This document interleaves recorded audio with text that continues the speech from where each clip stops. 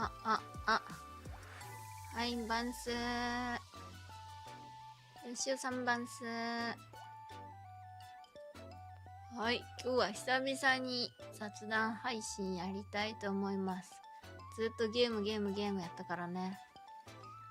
もう、たまには、ゲームね、なんか興味のないゲームだから見らんどくかみたいな人もおるからね。時々はお話しする時間を。ということで。まあって言ってもいつもより早いからな、時間が。なかなかみんな集まらんやろな。最近は。まだ2日しかしてないけど、朝活もうきつい、眠い。超眠いんだけど。でも慣れないと。なんかね、夜をもうちょっと早くして、夜の配信をちょっと早く終わるように気をつけて、で、朝やってにしようかなと思いつつ、夜やって朝やってで、昼、最近してないけど、昼もやってるからね、普段は。昼はね、ほんと工事の音がうるさすぎて辛いんだよね、配信が。それが嫌なんだよね。どうにかしてほしい、工事の音。あと何日続くんやろう。言うてね、なんか見た感じもだいぶ、なんていうの、工場を壊してるからそろそろ、もう、だいぶ片付いてきたっぽいけどね、見た目が。でもまあずーっとガタガタガタガタガタ、ドンドンドンドンドンって言ってるからね。シャロムさんバンスー。縦型配信の手応えはどうですか？あんまないですね、なんか。普段来たことない人が、まあちょっと挨拶はしてくれるけど、チャンネル登録には結びついてないから、って感じですね。がね、結局、あんま増えてないね。縦型配信1日目の時は、まあ、ちょっとだけぴょんって増えたけど、あんまり増えてないから、もういいかなと思って、もう今みんな縦型配信します。縦型配信しますってツイートがめっちゃ流れてくるから、もう無理かなって思いつつある。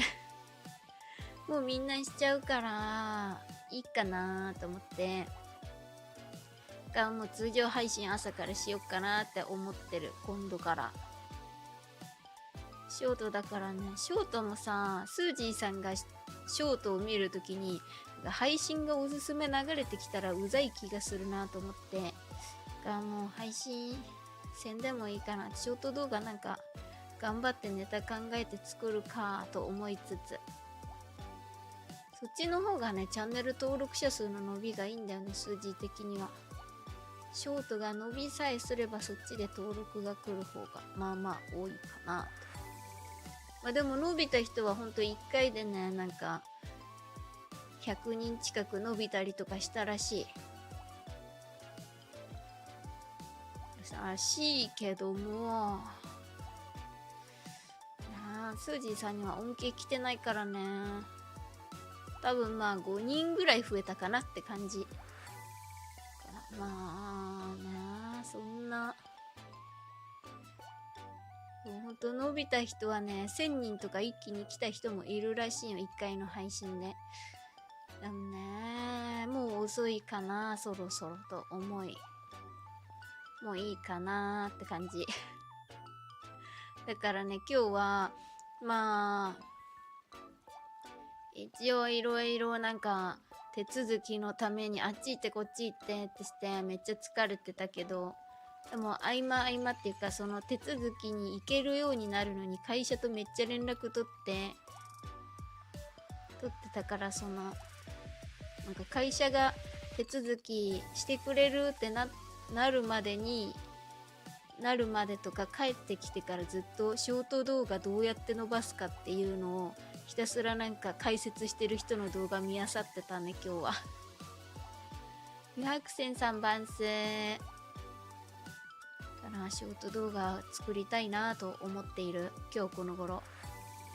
なかなかネタがね、配信の切り抜きも、最近の配信はさ、なんか RPG なのかなが多いから、なんか、あんまこう、面白場面みたいのがないから、ね、切り抜くに切り抜けなくて、マイクラとかしてた時は一番切り抜き場面あったんだけどね、マイクラ最近酔うからもう消しちゃった。もう酔うからするのやめようと思って。ほんと酔うから FPS もできなくなってきて、三半規管がめちゃめちゃ弱くなってきて、チャレンジャーとかじゃないですか？チャレンジ？何のチャレンジ？頑張ったご褒美はもう食べました。あとキウイのヨーグルトのジュースは飲んでないけど、いちごミルクと、ナッツのタルトみたいなやつと、杏仁豆腐と桃のゼリーが入ってるやつは食べた。食べて飲んで。満足って感じ。マリカね。マリカは苦手なんだよな。でもね、マリカね、ショートで伸びるらしいよ。なんか噂によると。マリカと、だからそれこそ旧リマスタードと、スイカゲームと、なんかもう一個ね、スマホのゲームで、なんかこの辺が、ショート動画伸びやすいですよってのを見てて、だからショート動画で伸びやすいやつを配信でやったけど、あんま伸びてないから、って感じ。よくショート動画で何らかのチャレンジが多く見られてる気がします。なんとかしてみたみたいなやつ。スージーさんはあんま見たことないかも。まあ人によってなんかおすすめされる動画違うけど、どうなんだろうね。五感バナナ3番線。でもそういう、なんかみんなこの関係の動画よく見るな、みたいのを、なんか真似するのが一番いいらしいから、なんかね、いろいろショート動画見まくって研究するしかないのかなって感じやけど。みんなはショート動画見ますか？スージーさんは最近単なる研究のためでしか見てないけど、VTuber で検索したらほんと、なんか天性リンゴとか、それこそちょっと前にあげてたスージーが小学生の時こんなんやったみたいな、そういうなんかセルフ解説とか、あと何があったかな。あとはね、何があったかな。なんかでもそんな感じやった。アナザーエデンショートある？全然見たことない。ショート動画も解説系で汚染されてしまった。解説ばっか検索してる？もしかして。なんか検索してるのになんか関連した動画がよく出ますみたいなのあるの。でもスージーさんあんま関連のやつ出てこないかも。ショートってなんか結構無作為感あるよね。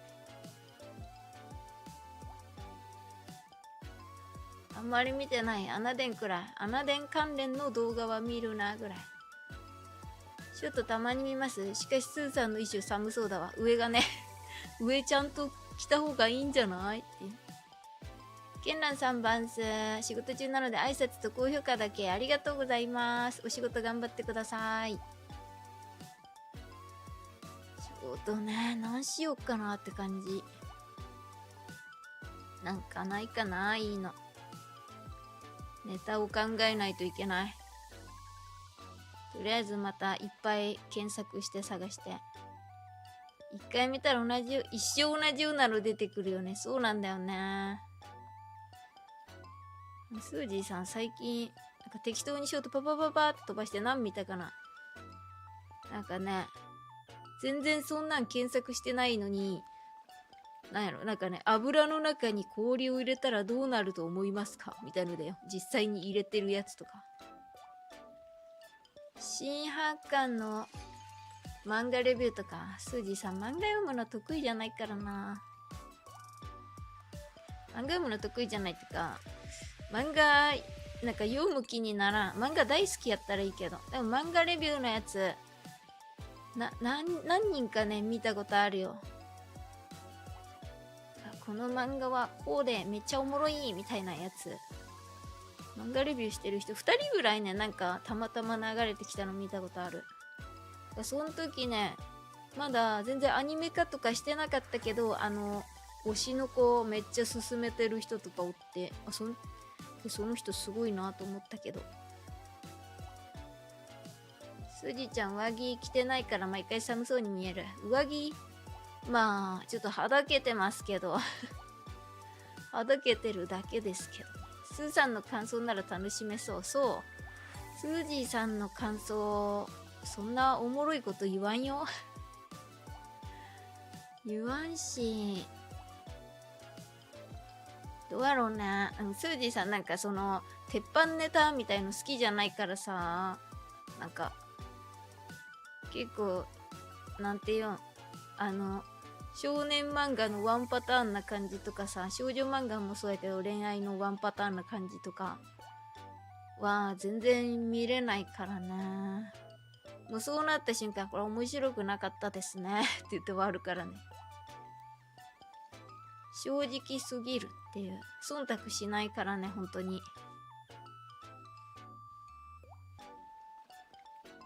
どうやろう、なんかレビュー動画ね、まあどうなん、漫画はもうでもどうなんだろうね。でも読むのめんどくさいからいいや。なので新規で出た漫画がいいかなって。いやー、漫画見る気にならんな。スージーさんが1個やりたいなと思ってるのは、福岡帰ってからなんか福岡のお土産とか、またちゃんとしたなんかさ、結構適当やんスージーさん、その配信で適当にドーンってあげてみたいな。だからちゃんとこう考えて配信でするんじゃなくて、こう動画を撮ってちゃんと台本書いてなんか作ったやつをあげたいなって思ってる。福岡帰ったらね。だからまあそれでも今それできないから、だからね、何しようかなと思ってる。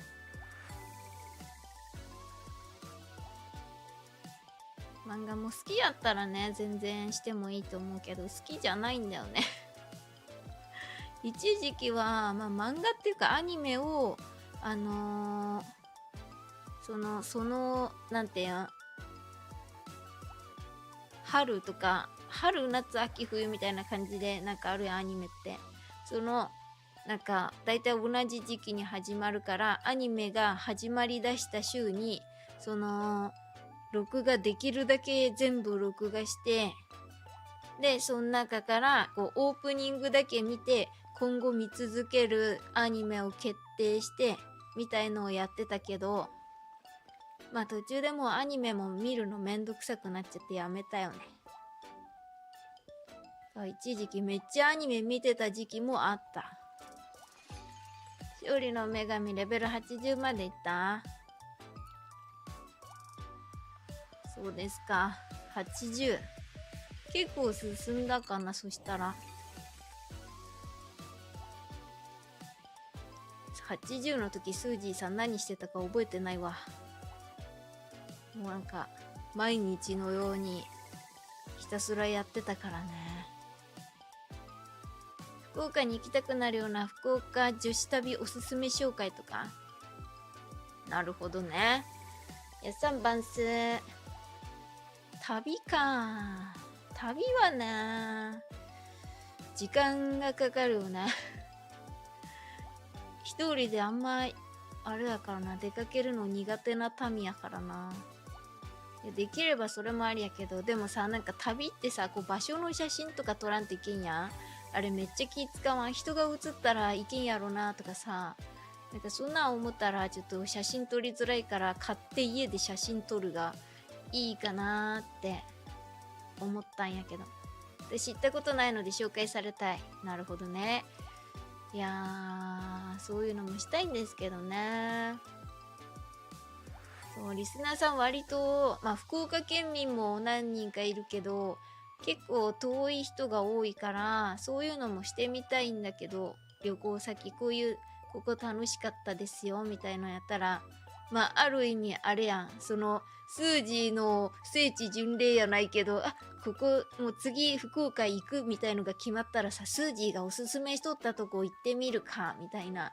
で、選びやすいから、いいかなとも思うけどね。難しい問題ですね、そこは。エコさん番数。スーさん、ゲーム以外の趣味って何かある？最近でも何もしてないね、ゲーム以外。一時期は絵描いたりしてた時期もあったし、あとなんかあったかな。何してたかな。それこそ全然配信とか始めてない時はビーズのアクセサリー作ったりとか、あとはね、何したことあるかな。なんかいろいろ手芸系はね、結構手出してやめて手出してやめてしてる好きだけどね、すぐ飽きちゃうんだよね。石川からだったらどれくらいかかります？わかんないです。行ったことないもん。福岡から石川に行ったことないからね。石川県はなんか女性におすすめの観光地って聞いてるから行きたいんだけど、なんかなかなかね行く機会がないっていうか、ちょっと微妙にさ、あれをね、交通の便が悪いよね。だから行ってないからわかんない。そういや、ベースは売りました。もうなんかやる時間がなくて、仕事辞めたからやる時間できたけどさなんかその仕事辞める前が時間がなさすぎて全然練習できなくなった時に、もうこれ練習せんくなるなーって思いつつ、仕事辞めたけど、辞めたら辞めたで今度よし YouTube なんか集中できるやんって思ったらやっぱり全然触らんくて、これも持って帰ってもせんやろな、売るかってなった買ったばっかりだけど、でもそれどころじゃないんだ。今年中にせめて3000人は行きたいんだよ、登録者数が。5000人とか一時期言ってたけどね、4月まで。4月ぐらいにさ、5000人行きたいです。でもなんか、現実的な数字じゃないなーって思ったら、とりあえず3000人目指しとこうと思って。新幹線来るまでは陸のこと護衛でしたからね。そうなんだ。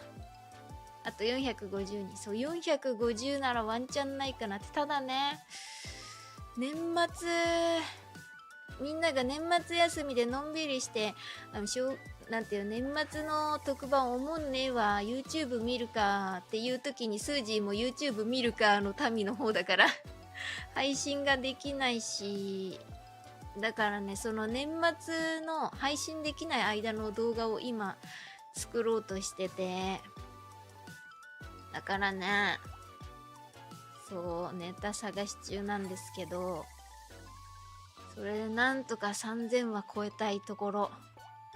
スージーさんもうそんな登録者がいったんか。そうよ。いつ4月にでも2000人行ったやろ。4月1日に2000人行きましたっていうツイートをした記憶あるんよ。そこからね、あんま伸びが良くなかったんで、ちょっとね、もうちょっと頑張っていきたいですね。ちょっとね、去年の引っ越してから就職するまでの間時間があった割に YouTube 結構あんまちゃんとしてなかったからね、そこはもったいなかったなって今となっては思ってます。それをしなかったせいでなんか伸びるのあれだったし、放置ゲーム永遠流す。放置ゲーム、スージーさんこの前、それこそ、極寒バナナさんがこれが気になってますっていうゲームを放置ゲームって知らなくてやってみたんですけど、スージーさんの性に合わなくて放置ゲームが。何これ何もすることないやん。思うなってなっちゃって。一応ね、するだけして動画撮ったんだけど、これは動画にできない。もう遊ばないって言って消した。しかもね、あれがね、なんか、フォートレスサガ、そうそう。思んなかったし、しかもね、なんか、個人情報登録せないかんくって、うわ、これなんじゃこりゃ、みたいな。個人情報で盗むだけ盗んでこの野郎って感じやったね。だから、放置ゲームはしません、スージーさんは。でも RPG も、なんか、結局そのゲームのファンの人が見るって、まあそれでいいんだけど、って感じだから、面白場面が、でもね、ゼルダの時はさ、面白い場面をそこそこ撮れたから、なんか、どうにかならないかなって思うんだけどね。もうヘブ版とかも、アナデンもそうやけど、なんかあんま面白場面、その話の内容が面白くてっていうか、そのゲーム側のネタが面白くてみたいなのあるけど、それってスージーのショートであげても、そのスージーのファンになるわけじゃないから、違うなぁと思って切り抜けないし。だからね、なんかないかなーって思ってる今。まだやってるけど、キャラ可愛いから正義。あれメメモリディアキンはどう？ディアキンはなんだっけ？なんだそれ。ゼルダのやつ？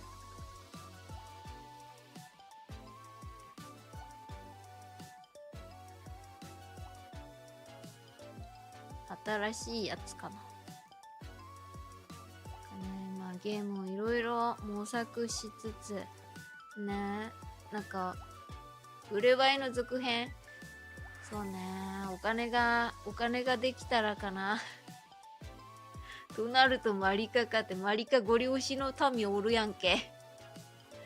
どうしてもマリカをしてほしいよだしょやん。どうしよっかなーって感じよね。本当はマイクラとかが一番いいんですよ。マイクラ割となんていう取れ高が多かったから。移住がシナリオに寄ってるゲームは見どころ作るのが難しい。そうね。そうなの、ゆるさんばんす。でもなんか、RPG をしだしてから、RPG 楽しくなっちゃって、話読むのが。だからずっと RPG ばっかしちゃって、良くないなと思ってますね、最近は。話読むのが楽しくなっちゃって、だからね、もう、ヘブ版とニケのね、話読むとこをいつも楽しみにしてる。もう戦闘はさっさと終わらせたくて。まあね、ニケはまだね、戦闘楽しんでるんですけど、ヘブ版に関してはもう早く終わらせたくて仕方ないや。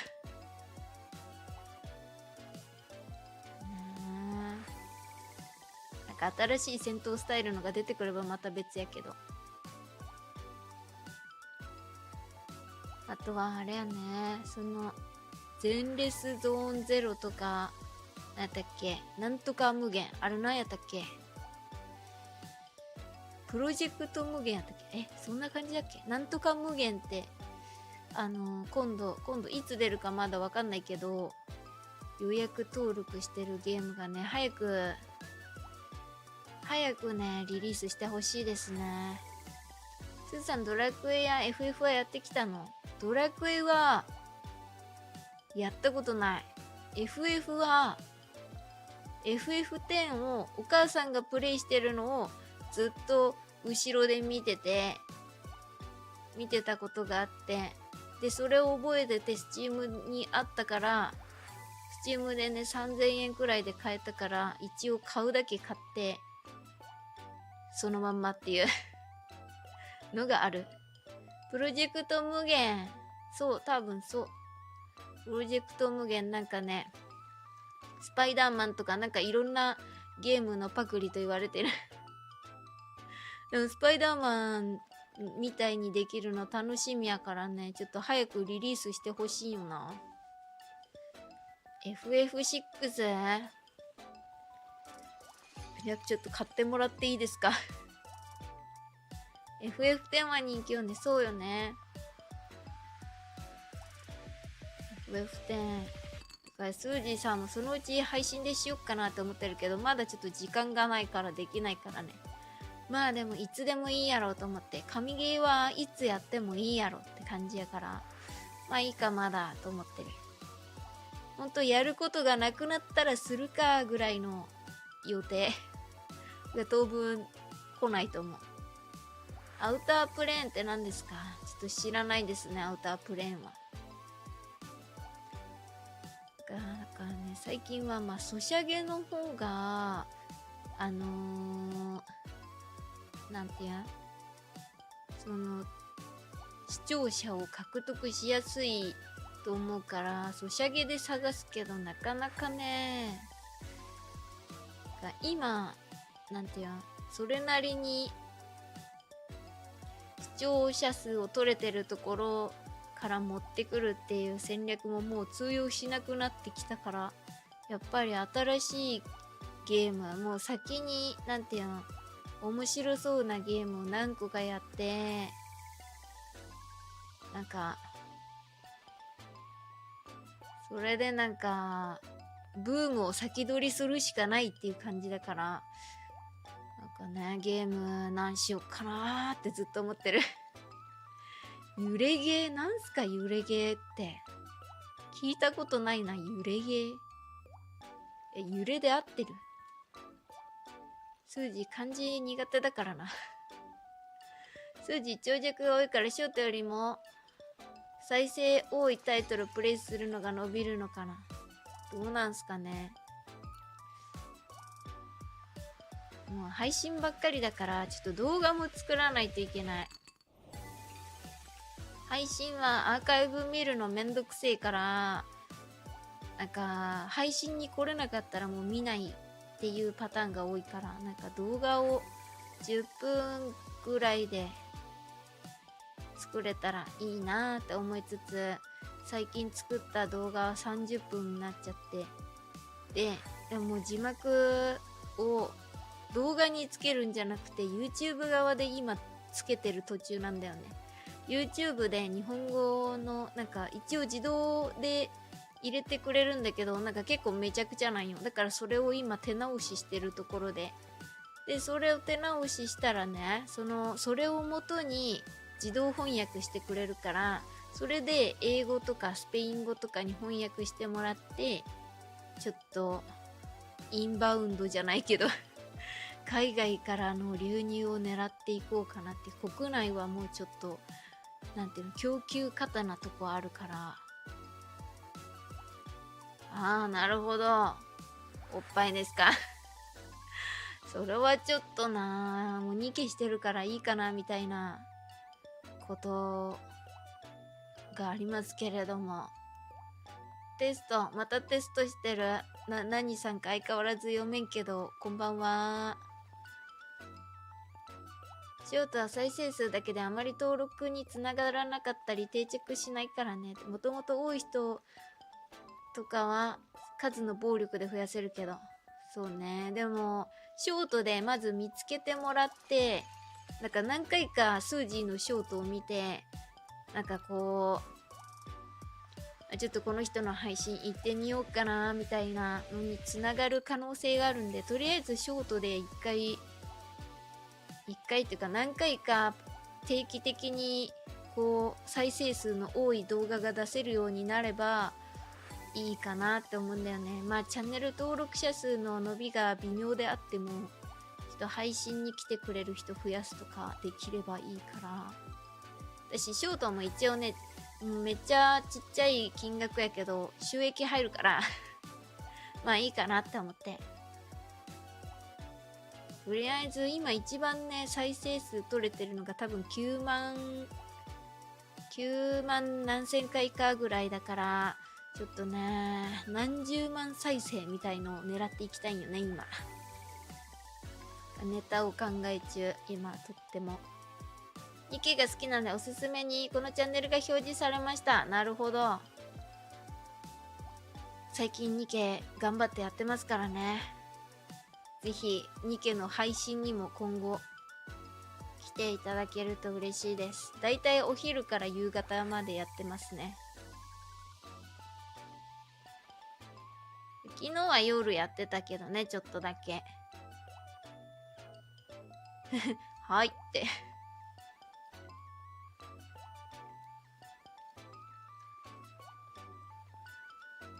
ニケもね、思ったよりチャンネル登録者数が伸びなかったんでちょっと残念でしたね。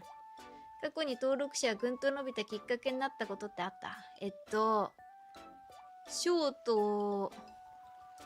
トが、まあそれなりの数伸びて、で、そのショートがちょうど、なんていうん、シャウさん万世。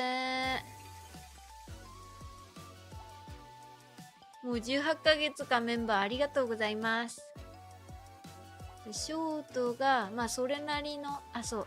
だから配信してる、ちょうど配信してる時に、ショートがその、フィードに、おすすめじゃないけど、ショートフィードに乗って、で、そこで見てくれた人が、今配信中なんや、って言って、その、配信に遊びに来てくれて、そのまま登録してくれるっていう流れだったのが、1個と、あとはアナデンの配信を始めた時がめっちゃ伸びたかな。この2回ぐらいですね、目に見えてめっちゃ伸びたと思ったのは。了解です。チャンネル登録させてもらったので今度見させていただきます。ありがとうございます。ぜひぜひお待ちしております。だいたいいつも苦戦してますんでいつも途中で苦戦して進まなくてね、って言ってるんで、アドバイスしに来てください。早いものね。マイルストーン出すたび毎回言ってる気がする。言ってるかも。もうこんだけ経ったねって。いやでも18ヶ月も経ったとは思わないもん。ローさんバンス、やはりアナデンの集客力は偉大。最初の方はね、マジですごかった。一気にその配信の再生回数がドーンって伸びて、がね、結構、スージーさんも、が初めてその配信で再生回数が1000回超えたのがアナデンやったと思う。で、結構それ始めたのが、多分、12月とかやったんかな。で、ちょうど年末年始とかでお休みとかもかぶったりもしてみたいな感じで、結構ね、長い間1000回超えみたいのが来てたけど、もうね、最近はアナデンも全然再生回数伸びんし伸びんくなったし、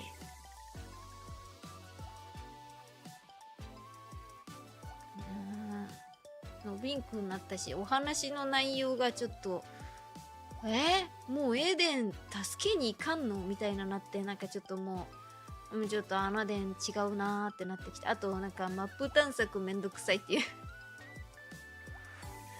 うもうちょっとなんか優しくあってほしいと思ってやめちゃったね。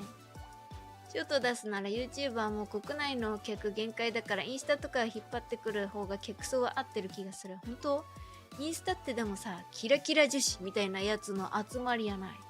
スージーさんはキラキラ女子ではないからさ、どっちかっていうとキラキラ女子を見て、頑張っとるなみたいなもうなんか旗から見てる感じだから、そもそもなんか路線が違うからどうなんかなーって思って、さ VTuber 見るタイプの人って多分そういうキラキラ女子とは正反対のとこにいるのかなと思ってるから、インスタって相性がそんな良くないんじゃないかと数字は思っている。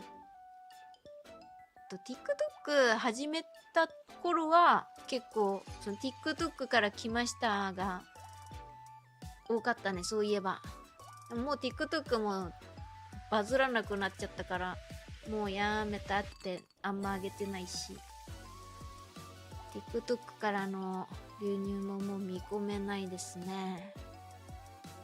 飽きてしまった。本当にやめちゃうの？穴でもうアンストしたよ。アンストしました。もうピックアップのルドミラちゃん強いのかガチしようか悩む。ルドミラは強いですよ、普通に。始めたての人はまだ強いキャラがあんまいないから全然引いていいっていう話。でもなんか正月にもっと強いキャラが来る可能性があるから、そこにそのガチャを引くように全部取っとくのもありらしい。だからそれは微妙。あと来週来るミカちゃんも強いらしいから、まあそこはもう好みやね。アナザエデンコラボ始まった。でもコラボする余裕もないもんだって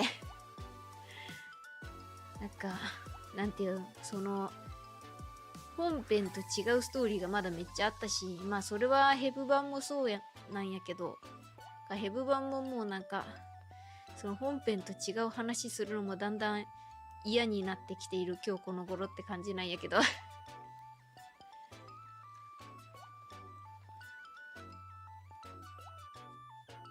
やめになるので、何かそうヘブ版ももうそろそろ本編終わったらもう一旦やめていいかなと思ってるし、だから新しいゲームまたもう一個やりたいなって感じではあるよね。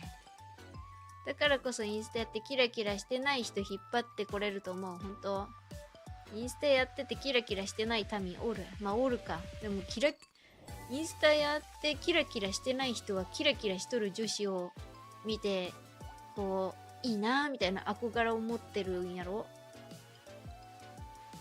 しかもインスタのキラキラ女子って結構さ、偽りのキラキラな民多いんやろ借金してまでキラキラしてますみたいな。ダスクロップさんバンスこんばんは。インスタが出したツイッター何今どうなったのかしらねって。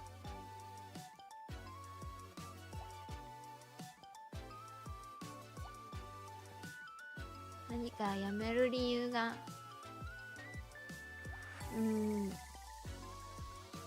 まあアナデンはだんだんスージーさんのなんてストーリーがスージーさん好みじゃなくなったっていうとこが一番でかいですかね。なんか1章2章ぐらいまでは良かったけど、なんか3章なんか途中からなんかスージーさんの好みじゃなくなってって、なんか少年漫画によくある無理やり話伸ばしてる感を感じてしまったからね、ちょっともういいかなと思って。だからアナデンでいっぱい伸びたのに、そのアナデンので登録してくれた人が離れちゃうだろうから、今からもっときつくなると思うんだけど、まあそこは何か別のとこでカバーしつつ、ソシャゲの行き着く先はコラボ。だいたいみんなコラボしてるもんね。アニメとか別の作品とかね。まあだからこそそのアニメとコラボしてくれたおかげでみたいのはあるけど、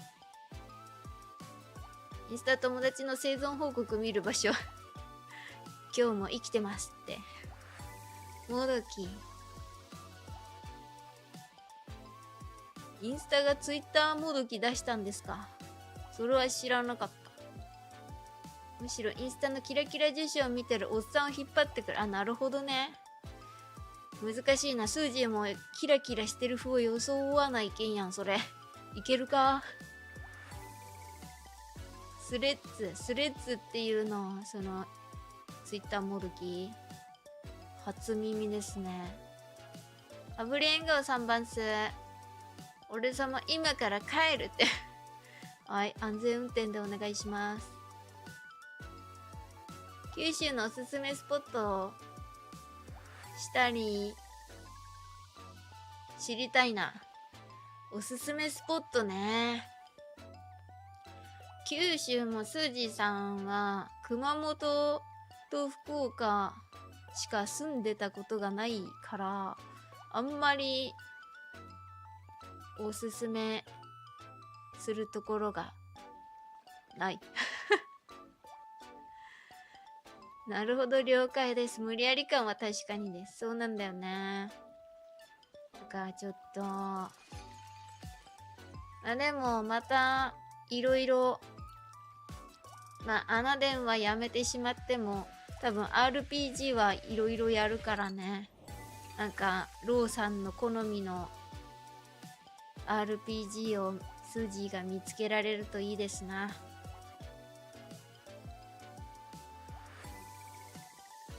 アナザーエデンコラボアルドが配信やってた。そうな。まあでもちょっともうスージーはアナデンはもういいですということでスージーさんの配信でアナデンの話題を出さないようにお願いします。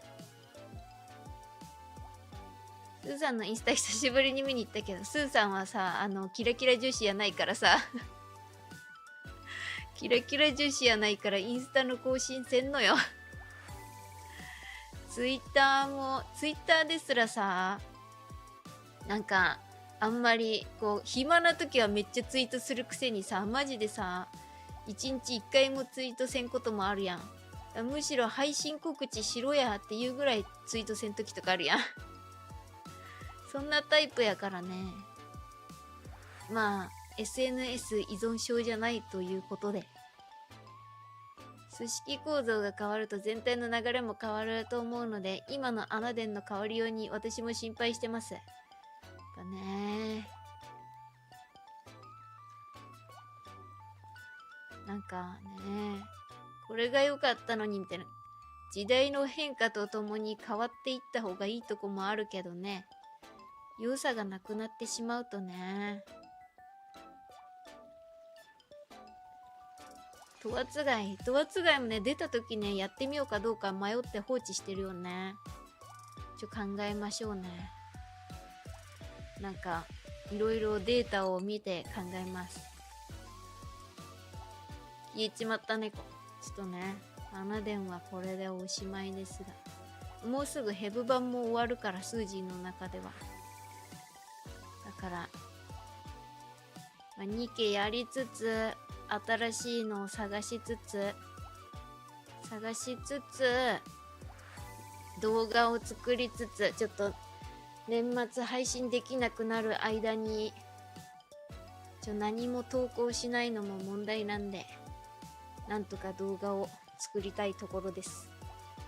RPG やってる動画結構見てて楽しいから、既存のライブアーカイブも見てもらえれば伸びると思うんだけどね。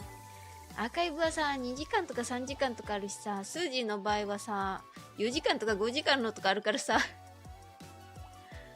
最近はちゃんと切りのいいとこでもうパッて切れるようにしだしたから、割とまだ短くなった方ではあるけど、でもニケはちょっと戦闘で手こずって伸びちゃうから、そこも問題よね。からね、例えばストーリーのとこだけ切り抜いてやるとか、何かしらしないと厳しいかなって感じ。今日のスイーツ美味しそう。美味しかったよ。スージーさんは割と満足してます。杏仁豆腐、スージーさん一時期好きでめっちゃ食べてたんだけど、なんか結構安い杏仁豆腐ってその成分見たら、その杏仁豆腐として認められるための成分が入ってなかったりするから、それはちょっとなぁと思って、いつもそれが入ってるか入ってないかだけで杏仁豆腐買うか買わないか決めてるんだけど、今回のはね入ってたから、やるやんと思って買ったよねゼリーと一緒に入ってたから絶対入ってないやろと思ったら入ってたから、俺は買うしかないと思って買った。勝利の女神も終わり。勝利の女神まだ始めたばっかなんやけど。まだメインストーリー全然あるんやけど。でもまあ収益率はほら長い方がいいし。まあでもそれは見られたらの問題やろ。見てもらうのにちょうどいい長さの動画を作らないと。数字もだって2時間とか見ないもん。勝利の女神はまだ全然アンストしないですよ。スージーさんのハマり具合からしてアンストする雰囲気ゼロやろ。杏仁豆腐に詳しいのはおもろい。まさかのやろ。杏仁豆腐フェチっていう。小川さんバンス、親数字もついたらもう寝るんすか？おやすみなさい。杏仁豆腐、杏仁豆乳？何ですかそれは。そんなもんがあるんすか？飲んだことない。中華屋の杏仁豆腐美味しかった。やっぱお店で食べる方が美味しいんかな。お店で食べたことないからわかんないや。お店の食べてみたいんだけどね。杏仁豆腐は杏子のジン、種の中身の成分が入ってないと偽物ですね。そうそう。なんか、アーモンド代わりに使われてるみたいのがあるからね。それは偽物ですから。割と偽物多いよね。多分セブンの杏仁豆腐とかもそうだから。だから買わない。なんか美味しいって話題のやつは大体そういう偽物だからね。みんな騙されて買ってるから。今日疲れた。白浜行って熊野本宮神宮かな。行って有名なラーメン店行って帰る。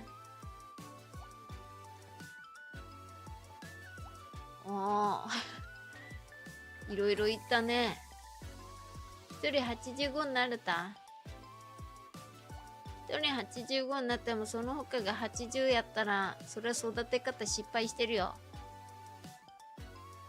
豆乳うまい。豆乳ね、美味しいけど飲みすぎたらさ、ホルモンバランス崩れて調子悪くなるからスージーさん飲むのやめちゃったんだよね。飲みたいけど。スーさんには買い切りのイースシリーズを勧めたい。何ですか？どういう系のゲームですか？偽物の方が人気出るとはこれいかにって。そうなんだよね。でもやっぱ材料費が安いからやろうね。安く食べられるっていう。長崎のカステラ美味しいよ。なんかね、どこやったっけ？なんかどっかのカステラがやっぱその辺で売ってるカステラより全然美味しいんやけど、ちょっと名前忘れたお店の。アーモンドも桃の仲間なのであながち間違いではなさそうですが、あんずも桃もバラ科なので。あ、そうなんだ。へえ。豆乳より白湯飲む。健康的やね。白湯が一番いいですよね。スージーさんも冬になったから白湯飲みまくり。もう喉乾いたら白湯。ご飯食べる時も白湯みたいな。でも白湯ってさ、お湯沸かしてさ、冷まさんといけんやん。でも時間がない時めんどくさいから水で冷ますよね。それは白湯じゃありませんって書いてあった。カップ焼きそばも偽物だけど美味しい。まあそうね、そう考えると確かに。カップ焼きそば、カップラーメン。まあでも、スージーさんは最近食べてないけど。最近食べてないから久しぶりに食べたらもう食べれんかもしれん。ほんと最近ね、なんか今まで食べてたお菓子美味しくないなって思ったりとか。なんかね、舌が変わったのか、それとも、久々に食べたらその食べてない間に味が変わってしまったのかわかんないけど、安く提供しよう。本物に味を近づける企業努力はすごい。ほんとよね。代わりのものを見つけてきてね。そして長持ちさせるためにいろいろな食品添加物を投入し頑張ってるよ。健康には気をつけてるが、酒を飲むのはやめられない。まあ、ほどほどにしていただいて。ほどほどにしていただいて。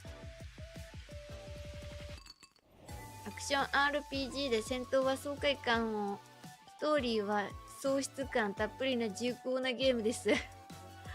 喪失感たっぷり。そう、やまない？大丈夫？スージーさんやまないかな？すぐやむからな。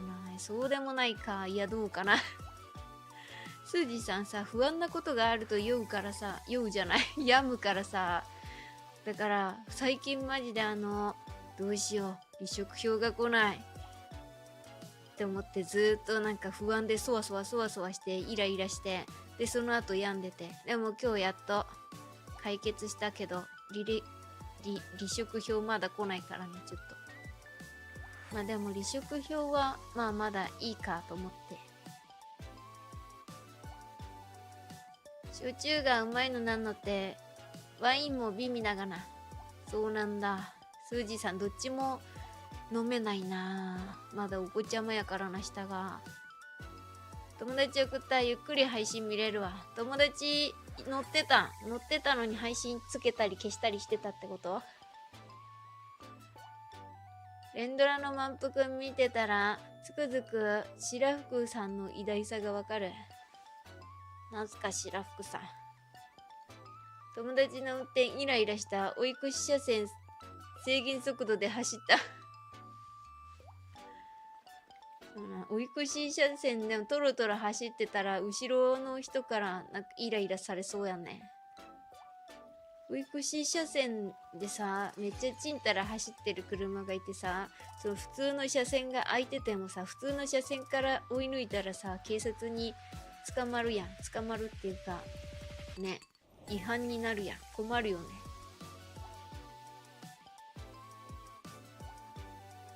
すーちゃんひなだからな、飲まんでも生きていけるわい。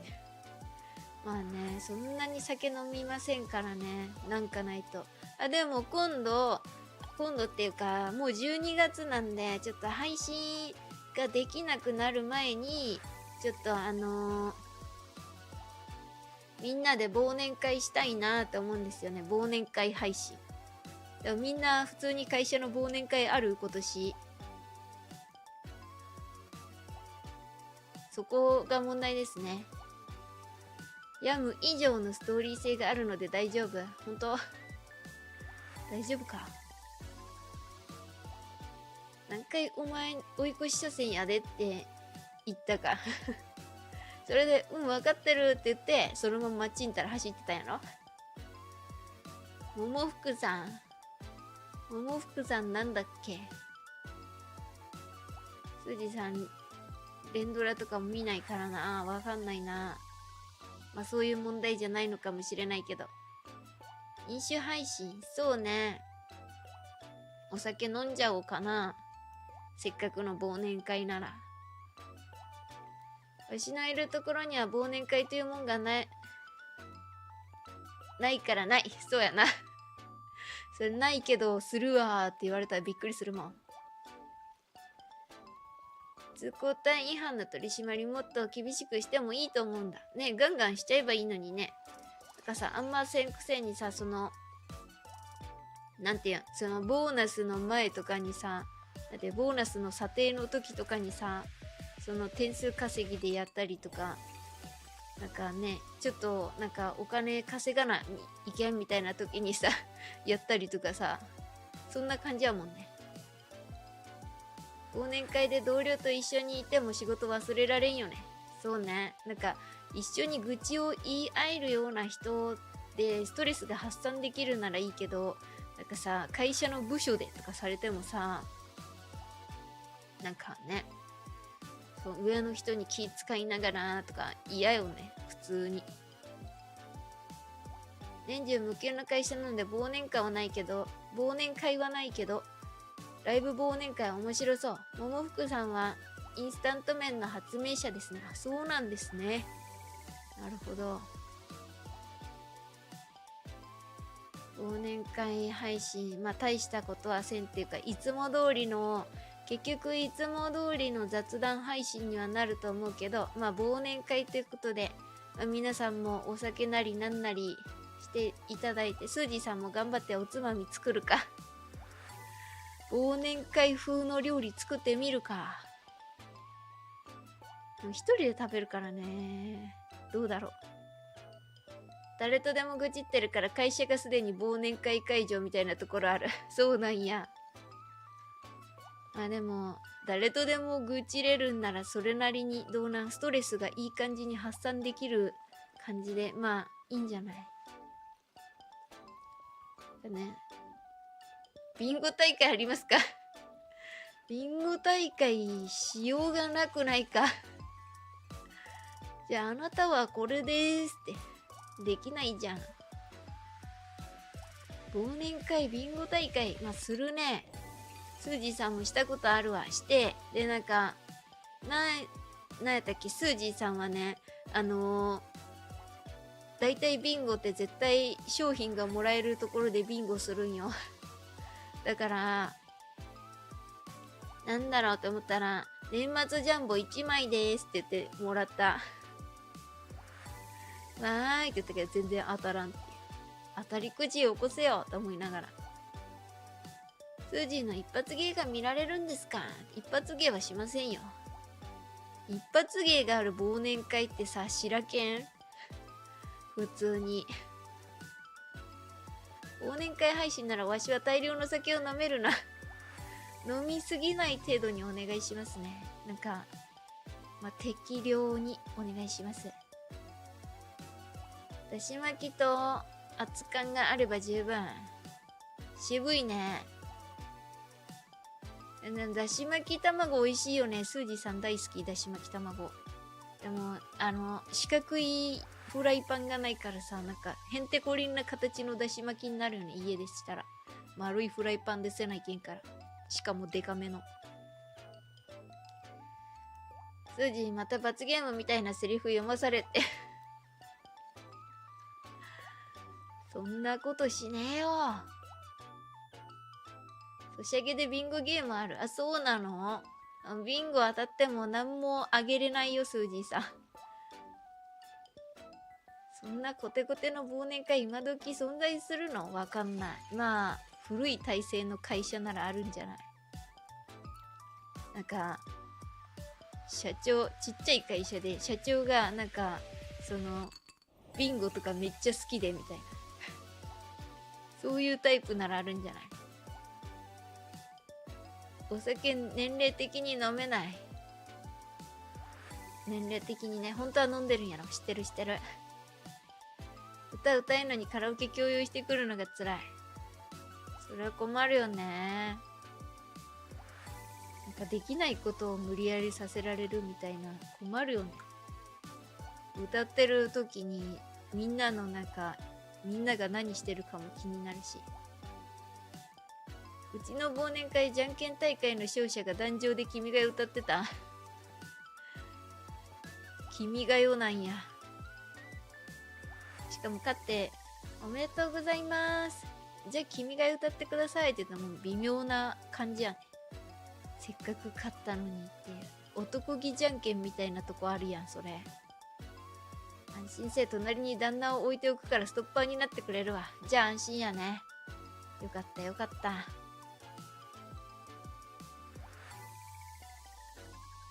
君が歌わせるのちょっと思想強くておもろい。じゃんけん大会に賞金があったから、それなりの賞金をもらって、それで君が代を歌ったん。まあそれならええか。いいのか？愛国心の鏡。ね。君が代ね。意外と歌いづらいよね。ゆっくりすぎて。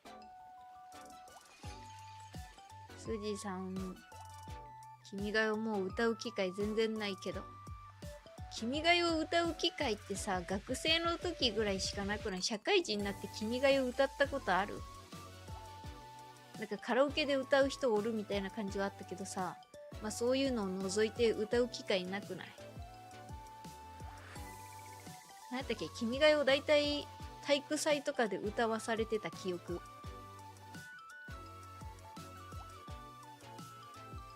君が代は教養じゃなくて本人チョイス。そうなんだ。なんとか欲とかではないので誤解は勘弁。なるほどね。ちょっと受け狙いの君が代をやったんかな。でも外国人の方が歌うと泣いちゃうみたいですね。そうなんですか？感動する感じ。スポーツの国際試合を観戦しに行ったら歌うというか聞くかもね。あ、そうね。大会っていうか試合では歌ってるもんね、いつも。すごいなんかさ、君が代だけさ、なんかすごい独特な感じない？まあ、よその国歌もそんな聞く機会ないから分からんけど、なんかさ、よそのめっちゃこうリズミカルやなみたいな。日本だけなんかちょっとなんか色が違うなみたいな感じしてた。まあ最近はスポーツ観戦もせんけどね。アメリカ国歌歌ってて気持ちいい。そうなんだ。アメリカ国歌雰囲気しかわからんけど。わかる。あまりにもバラードすぎるね。すごいテンポがね、一個だけめっちゃ遅いみたい。そういや今日ストーリーあんま上げてないな。キラキラ男子ちゃんとアピールせんと。キラキラ男子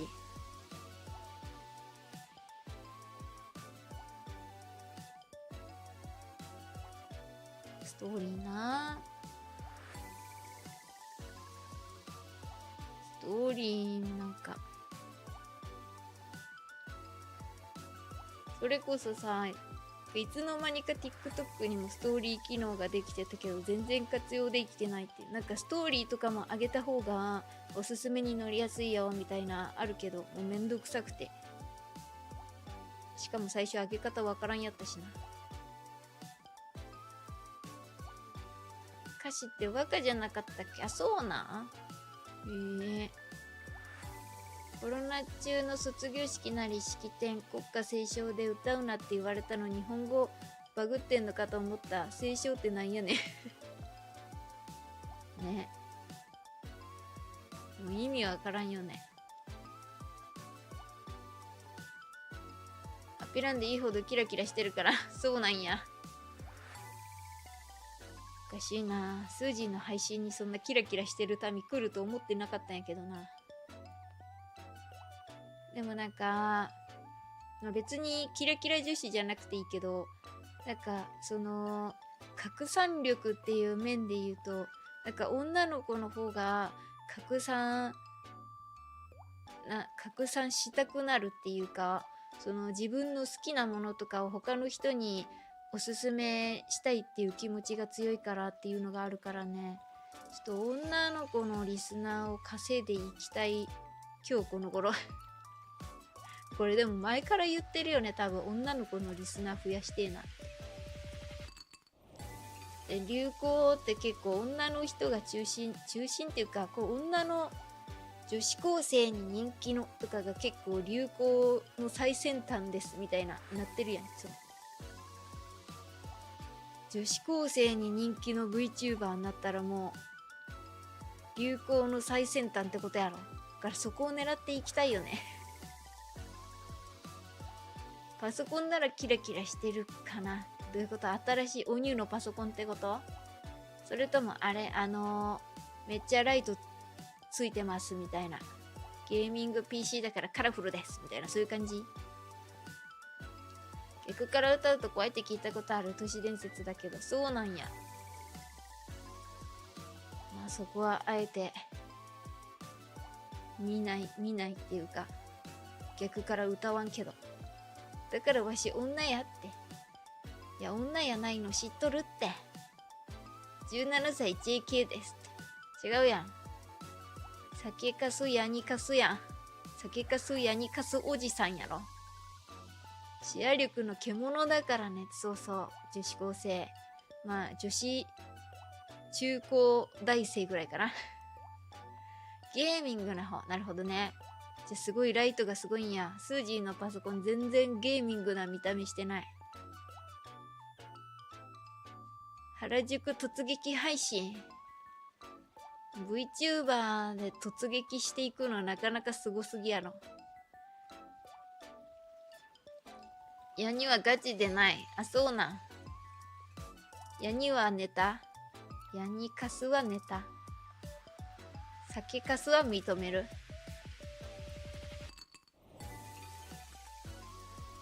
お酒なんか。顔さえ出さなきゃ実質 V。せやな。なんかちょっと女の子に人気の出るネタも考えたいな。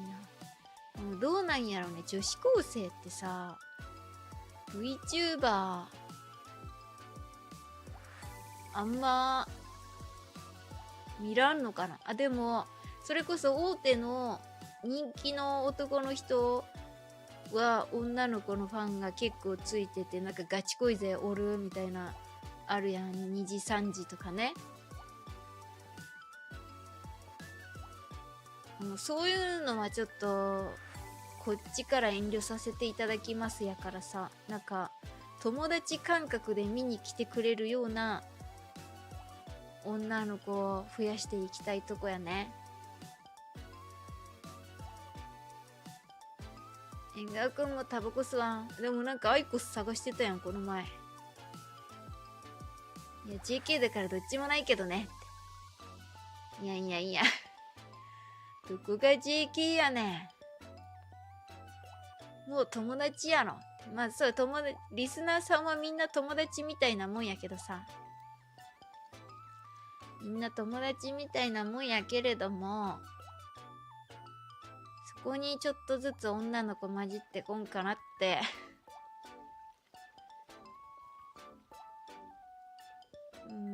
VTuber を見てない層から持ってこないともうどうしようもないから、なんかないかなって思ってる。 VTuber 見てる層から取ってくるのはちょっと難しいやん。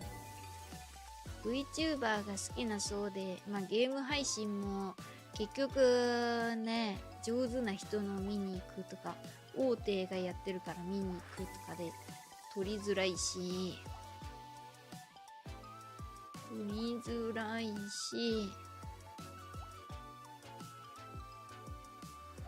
歌は上手くないからもう論外だし、まあ、個人 V もね、もうすごいめっちゃ人数いますから、めっちゃいるからね、もうどうしようもない。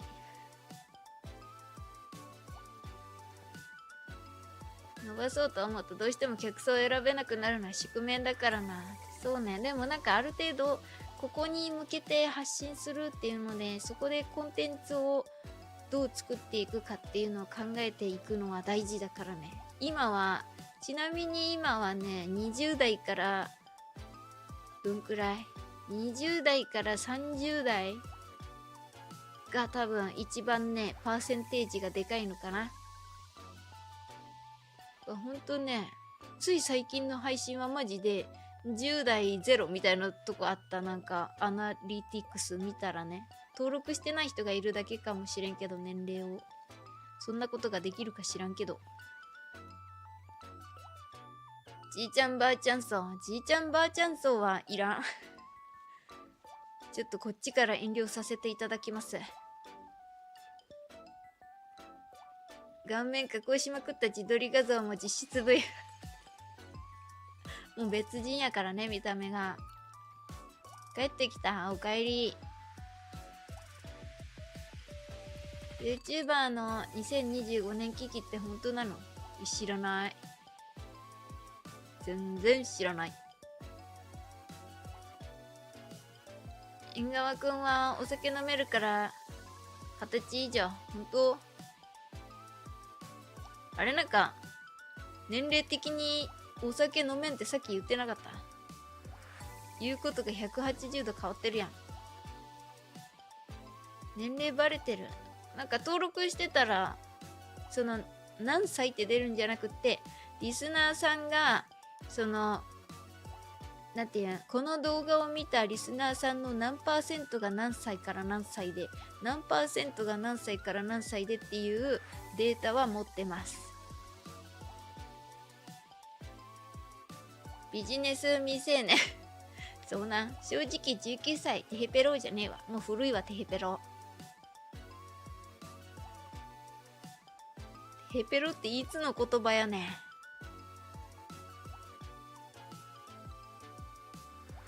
マジいつ流行った？まあ流行ったというのかも謎やけどね、テヘペロって何それ PN ですか？かといってじゃあ今何になるかようわからんけど、おじさん層が多い。まあそうなるのか。おじさん層、まあでもどうな、そこまで20代から30代ぐらいが一番多い。10代はほぼいないみたいな感じ。おじさんなのか、まあおじさん。一番最新のルドミラさんはあんまり再生回数が取れてるやつでいくと、この前のヘブ版が結構取れたからこれを見よう。これを見ると、視聴者。うわ、女性 0%、男性 100%、25歳から34歳 70.5%、35歳から44歳 29.5%、その他の年齢は 0%。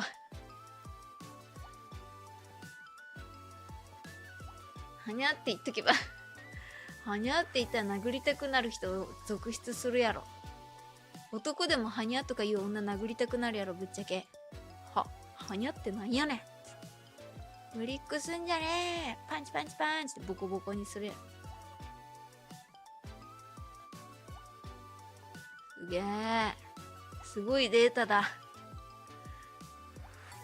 まあでもあれやろ、ネットだから年齢下ぎってるやつおるやろ。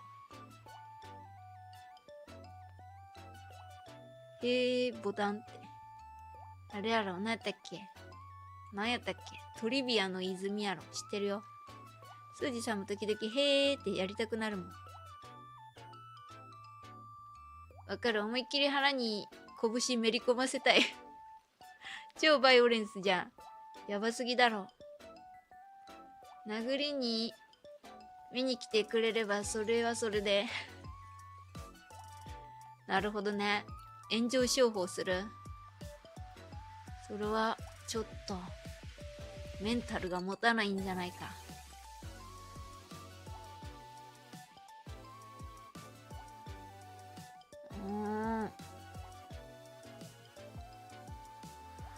思った。女性 0% は衝撃や。これじゃあまずい。なんかいい方法ないかな。まあでもそれこそ福岡に帰ったらお土産をちょっとずつ紹介するから、まあ、パーセンテージも多少変わるやろうから、なんかちょっとおしゃれな感じで投稿しようインスタ意識していこう。サンドバッグ系 V とかどの層を狙ってるんだ確かに。今日もみんな殴りに来てくれてありがとうっつってなんやねんそれ。そんな意味で言ってないけど、和歌山県入ってから可愛い子見てないなおい、やめろってそういうこと言うの。たまたまよ。たまたまなんか炙り縁側さんの好みの女の子がおらんかっただけやろ。まあ、好みは人それぞれですからね。まあでも地域によってやっぱりなんかちょっとね、服装とかさ、メイクとかもさ、ネットが普及してなんていうの、その流行、今まではさ、その流行をさ、その田舎と都会ではちょっとずれてたやん。都会の最先端が何ヶ月か後に田舎にやってくるみたいな感じやったのが、最近はもうみんな一緒ってなってたけど、やっぱそれでもちょっとさ、微妙に違うよね。その東京の子とよその県の子じゃ雰囲気が違うっていうか。だからそれこそ福岡も都会の子と田舎の子じゃ服装が違うもんね、多少は。やっぱね、福岡市の人の方がなんかおしゃれに金かかってるな感はある。そういえばたくさん歩いて足痛くないの、疲れどっときちゃうかも。明日筋肉痛かもね。めっちゃ歩いたから、合計で3時間ぐらい歩いたからね、久々に。歩くのは苦ではないんですけどね、ちょっといつも早歩きしちゃうから余計に足疲れるっていう。だから多分普通の人っていうか、スージーさんは割と歩くの早めなタイプなんで、もうちょっとスピード落としたらもっと時間かかってたやろなって思うと、なんとも言えない。だからだいたい Google マップとかで何分かかりますみたいなところからね、まあその距離にもよるけど結構短縮していくまあ予定より早かったなーってなっちゃうね、歩いていくと。でも自転車で行くと予定より遅くなる和歌山の女の子よかったねまであるんじゃん。そうかもしれんね。炙り縁側さんにナンパされんで済んだっていうのはあるかもね。昨日買ったもの、桜エビ20匹、アオリイカ1匹、合計8000円くらいやった。後で返して、いや、数字別に何ももらってねえし。それやったらイカくれや、イカ。東京も都心と郊外ではだいぶ違う。そうね。だって、なんだっけ。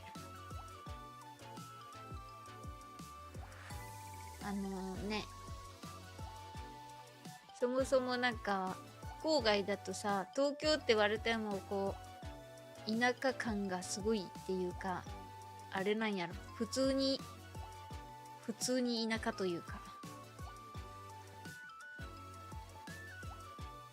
車社会のこちらでは10分歩くことも少ない。まあ、今住んでるとこも車社会ではあるんだけれども、スージさんが車を持ってないためもあるし、もともと結構歩くタイプだったからっていうのもありますね。なんかバス、一応福岡バス多いけど、スージさんはちょっと微妙に田舎に住んでたから本数がそこまであるわけじゃなかったから、結局じゃあ駅まで歩くかみたいので、それでね、結構もともと歩いてたから全然歩くね。昨日鳴ってるやん。今日ね。あ、今日か。一回あげない？あ、ほんと？あ、じゃあ違うもん送ってくれてもいいよ。奥多摩と世田谷だいぶ違いますね。そうなんや。全然行ったことないからね。スージーさんは東京はもうなんか観光地みたいなとこしか行ったことないからわかんない。全然。東京都小笠原村青ヶ島は東京のスーパー秘境。へえ、そんな東京って島もあるんだ。辻さん実家に戻られたのです？いや、実家には年末に帰ります。だから年末年始にね、特番おもんな YouTube 見ようっていう民を狙って配信したかったんですけど、ちょっと引っ越しの荷物が年明けしか来ないからパソコンがないから今配信を悩んでいまして、でもスマホがあれば一応配信はできることはできるんですよ。でもスマホで配信するとこのバーチャルの体が映せないのでどうしようかなーっていう。配信するにしても雑談配信かiPad 画面を映しながらゲームするかの2択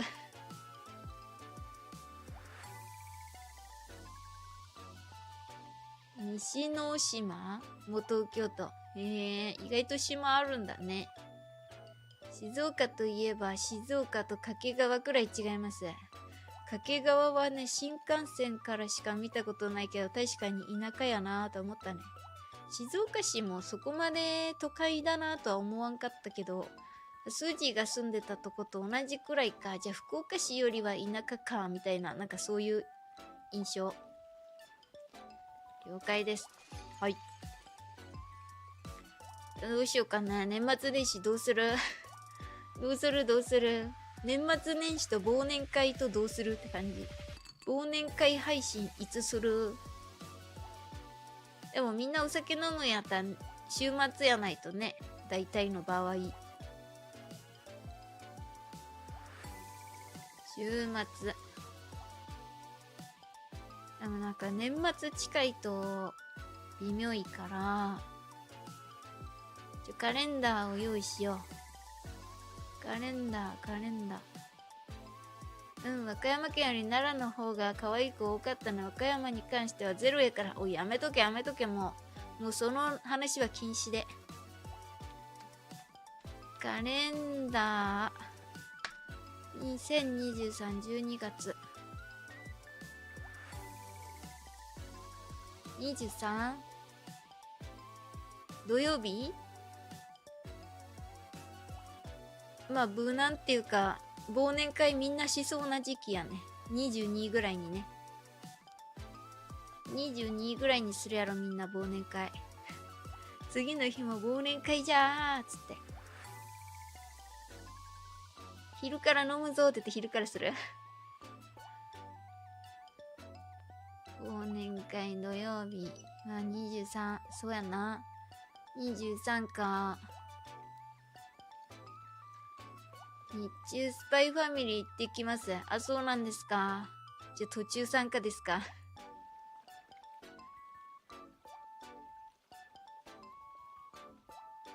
まあその辺でするか。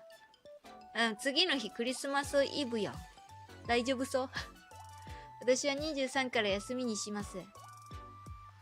23から休みにします。年末の休みよ。いいね。長い長期休暇に入る。23からいつまで休み？年始のいつまで？ 7 まで？ 23 無理？あ、そうな。イルさんタイミングが合いませんね、なかなか。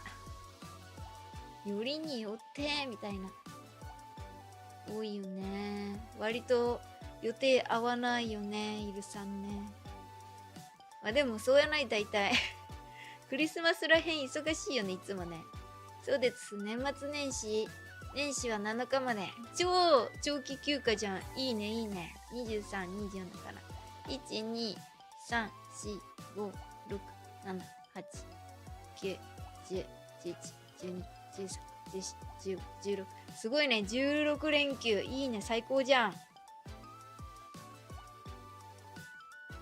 最高じゃんっていう数字はもうだいぶ連休を楽しんでますけど。っていうかニートを楽しんでますけども。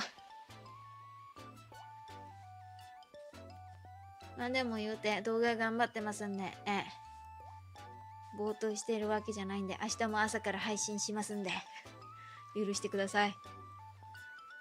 8日仕事ですか？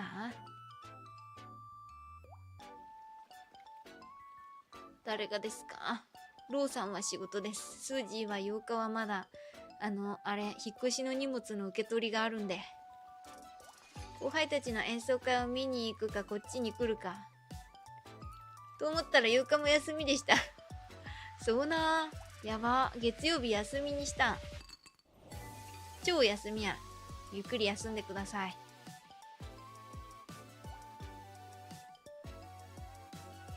成人の日。あ、そうなんだ。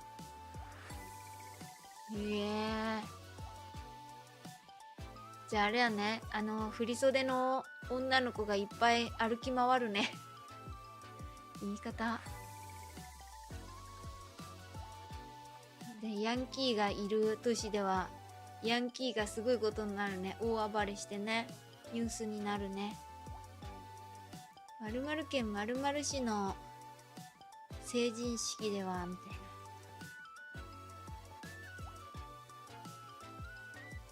成人の日、生の字があれやけど。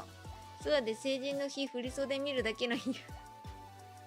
あぶりえんがおさん、今回成人式出らないけん、民ってことよね。年始の目の保養。まあね、可愛い感じで振り袖着てたらいいけどね。赤い着物着て生きった若者がいたら私の知り合いです。大変失礼しました。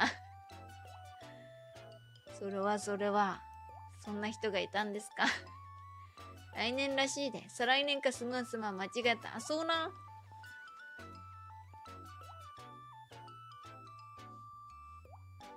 でもアブレンガーさん。あ、そっか、来年20歳か。あ、そうか。そうやな。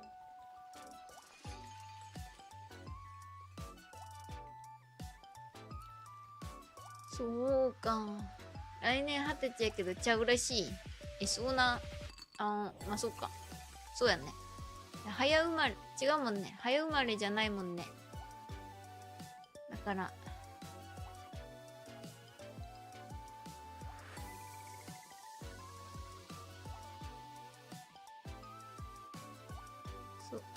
そうよね。ちょっと考えてた。可愛くない子でも振り袖着てたらいい。そうな。そういえば成人式、今成人式って何歳なんでしょう。民法は18歳に改正されましたね。でもアブリエンガオさん、あれって20歳になってから成人式らしいよ。ってことは20歳なんじゃない？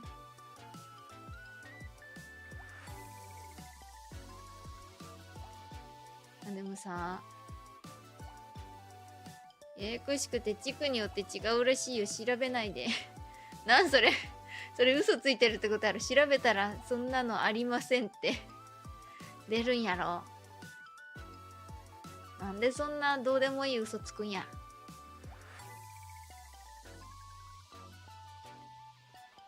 あ、そういえばカレンダーもう一回見なきゃ。すじさん14日多分お昼にね、お友達をお家に招いてタコパ配信するんですけど、多分お昼なんですよね。お昼14日。木曜日か。オッケーオッケー。法律とイベントは全く違ってるみたい。そうなんですね。地区によって違うらしいから、特定されてもいいけど。あ、そういうこと、それで調べないでねって言った。でもなんかどこどこやからみたいな前言ってなかった。どこどこに来たら車に乗せてやるからみたいな話したような気がするけど。まあいいでしょう。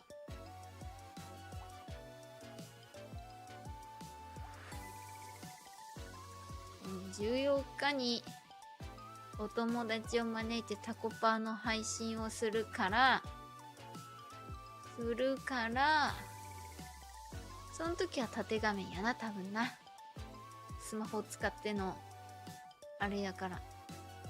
多分ずっとたこ焼き焼いてるとこが映り続けて声だけ流れてる配信になるから。堺市やから、政令指定都市やから、そうわからん。そこは言っちゃうんや。そこまでは言っちゃうんやね。まあいいけど、どうせ調べんから。15日屋根裏のラジオは公開です。ちょっと全然知らないんですけど。そうですか、としか言いようがない。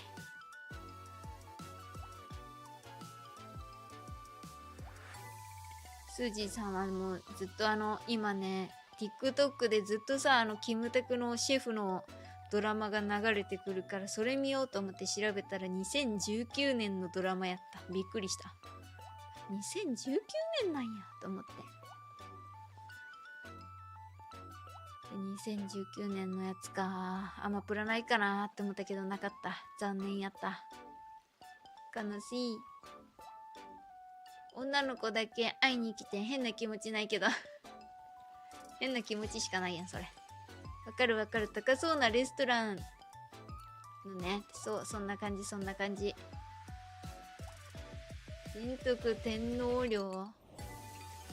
何ですか、急に。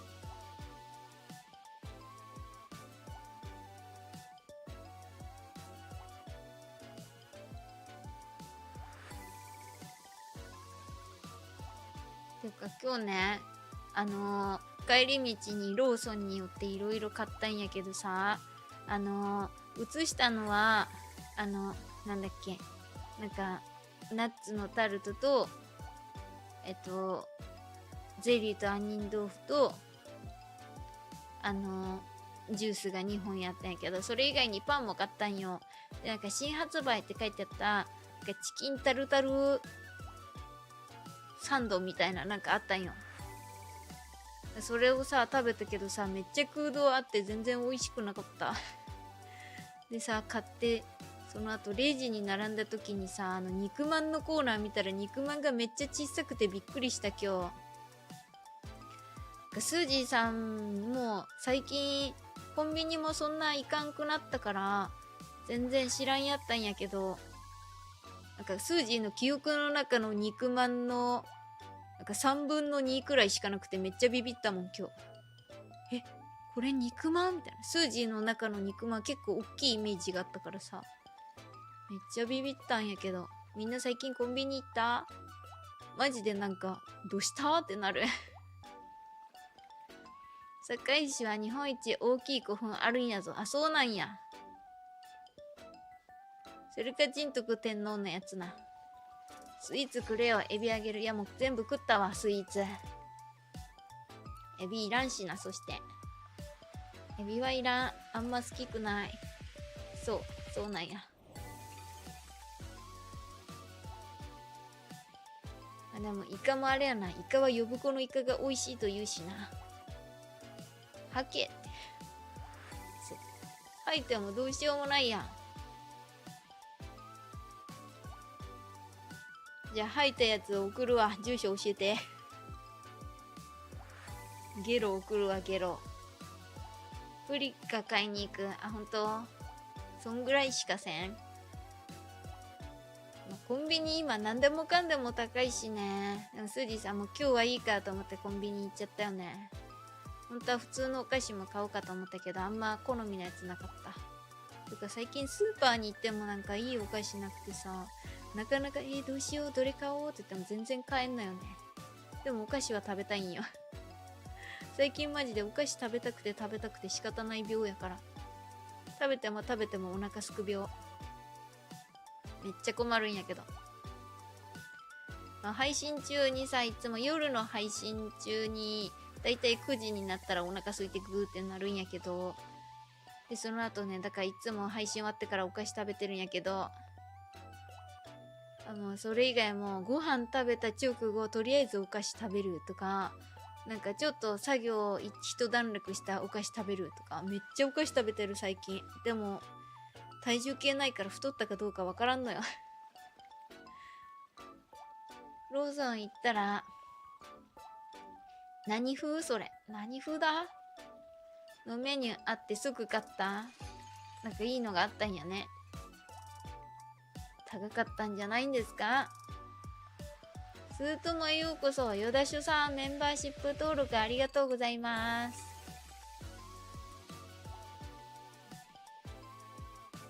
ブラックスターのおにぎりが55円っていう破格の値段で売ってるし美味しい。そうなん。でもね、今コンビニおにぎりさ、150円とか平気で超えてくるやろ。びっくりするよね。そんな超えてるくせにさ、海苔が印刷のやつとかあるやろ。あれマジでウケたわ。海苔巻いてるんかと思ったら印刷やったっつって。そういうのがあるらしいね。タバコどんどん値上げされててナイルは吸わんけどな。いや、そりゃ吸ってるやろ。タルト3番っす。タバコなんて吸ったってお金がかかるだけなんだからやめなさい。南風っていう鉄板焼きのチェーン店。あ、そうなんだ。へえ。のお好み焼きかなんか買った。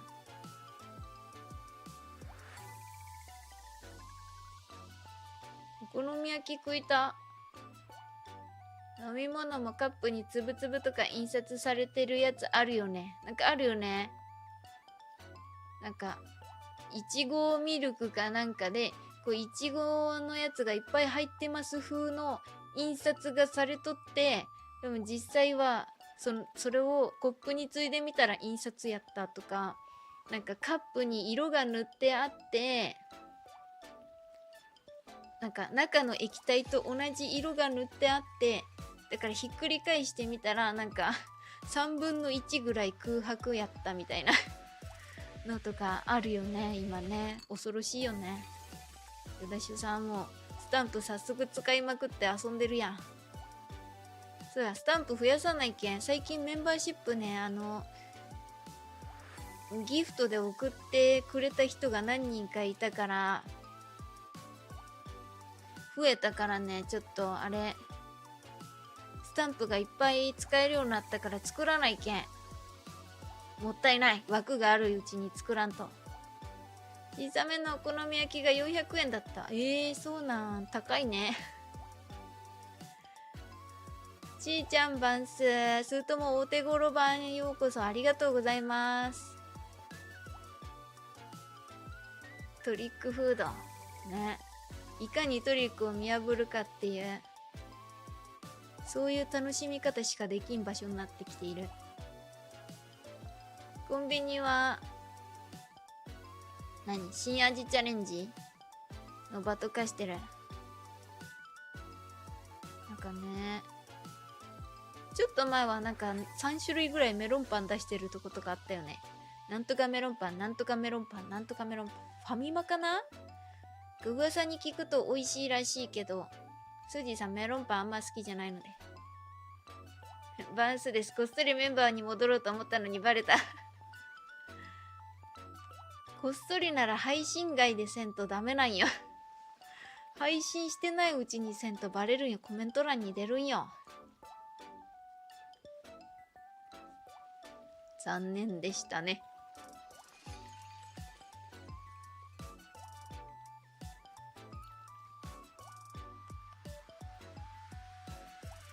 最近朝も早いから眠くなるのが早くて困る。謎肉、イカまみれ、エビまみれは美味しかった。何？カップヌードル？謎肉って聞いたらそれしか思いつかんけど。カップラーメン最近マジでなんだろう。汁を捨てたら、排水口っていうか、あれがさ、油がめっちゃ固まるじゃん。それが嫌でもうやめたんだよ。買うのをやめた。ミルさん、スートもようこそありがとうございます。18ヶ月。ミルさんも長いね。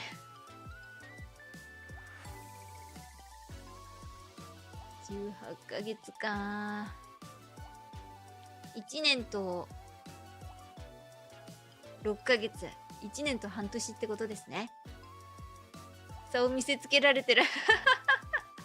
もしかしてわざとなのか？あえて今やっつってやるっていう。ちーちゃんもでもね、最初入ったの早い時期やったけどね。ちょっとね、一時期入り直せなくてみたいのがあったからね。まだ半年だ。半年でも結構長いんじゃない？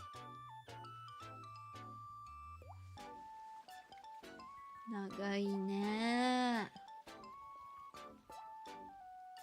メンバーシップの特典もなんか考えないといけないね。最近サボりすぎだからね。もうなんかいろんな人数たくさんでできるマルチゲームみたいのしてないからな、最近。だから早くね、ゼンレスゾーンゼロかプロジェクト無限かなんかマルチでできる系のやつこんかなと思ってる。でもね、パルワールドが出たら、パルワールドはね、マルチで最大何人かな、なんか結構大人数でできたから、それもやりたいなって思うんだけど、パルワールドもしかしたらソフトが有料かもしれないから、そこが難点。ちょっと有料だったら微妙だよね。今やってるジャンル以外でやってみたいジャンルってあります？いやー、全然思いつかないですね。最近 FPS してない。パズル系はまあちょびっとしてるぐらい。今してないの何？シミュレーションゲームとか。シミュレーションとか。あとなんだ。あんまよくわかんないね。ジャンルがそもそもあんまり思いつかないね。なんやろう。なんかでもアイドルを育成するとかちょっとやりたい気持ちある。アイドル育成とか、あとなんだろうな。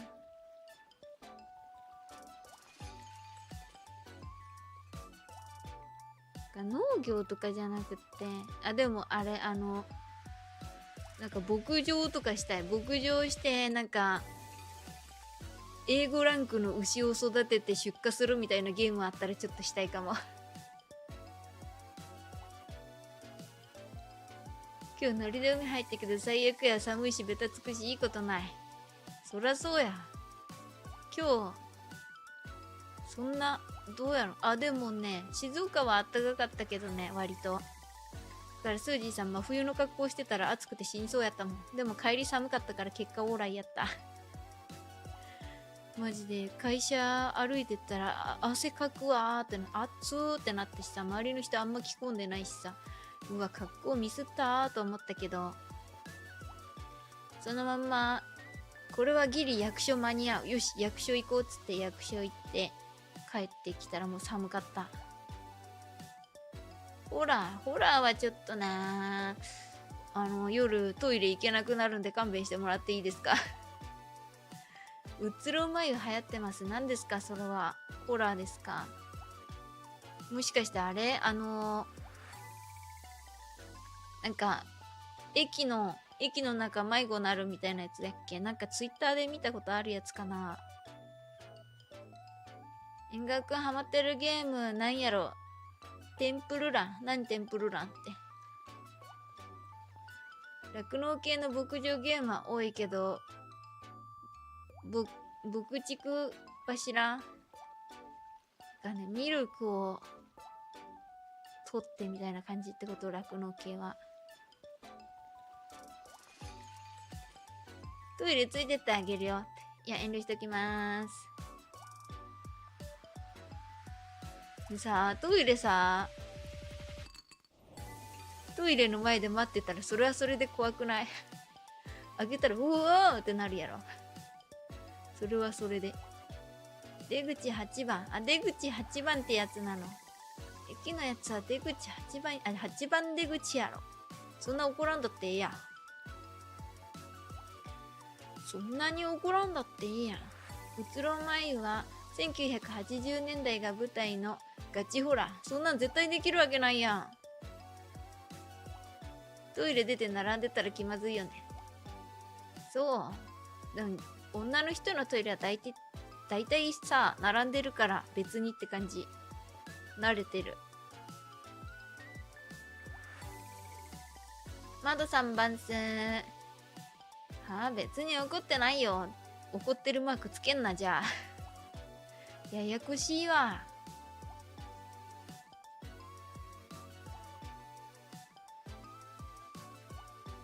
スージーさんがトイレ行ったら大体並ぶんよな。なんかスージーさん出るのめっちゃ早いんやけどさって入ってさって出てくるんやけど、なんかね、スージーさんが行ったところ行列ができるっていうジンクスがあってお店とかもそうなんよ。なんかレジ並んだ途端後ろめっちゃ行列できるとかある。全然スージーさんと買い物行ったら後ろの列すごいよ。縁側くん手洗わんから早い。それは手洗ってさすがに。汚いわ。不潔やわ。不潔な人ちょっとスージー苦手やわ。今度から洗って。あるある。自分が入った途端みたいなね。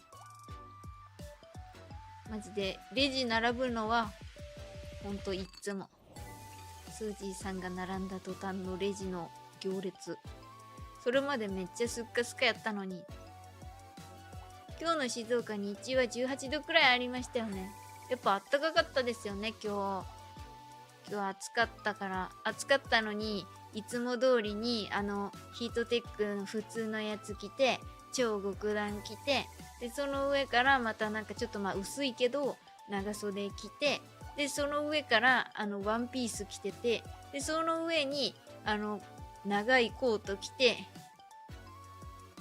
そんで出てって1時間も歩いてるわけや。もうそしたら暑いよね。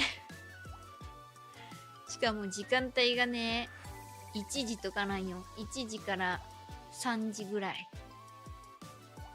めっちゃ暑かった。でも帰りが5時過ぎてたから寒かった。筋寒がり、めっちゃ寒がり。で、福岡に行った時とかはもう10月で極暖来てたもん。超極暖か。ガチ寒がり。店に入った時ガラガラなのに突如押し寄せてくる感じ。そういう感じ。確かに15時くらいめっちゃ暑かったね。だからうわ格好失敗したってめっちゃ思ったもん。ただ帰りが寒かったんでいいんですけど暑いのは別にいいけど寒いのがダメだから、そんなん気にしたことない。あ、そう？気にならんならいいんじゃない？気にならんってことは多分あれやから、並んでないってことやから。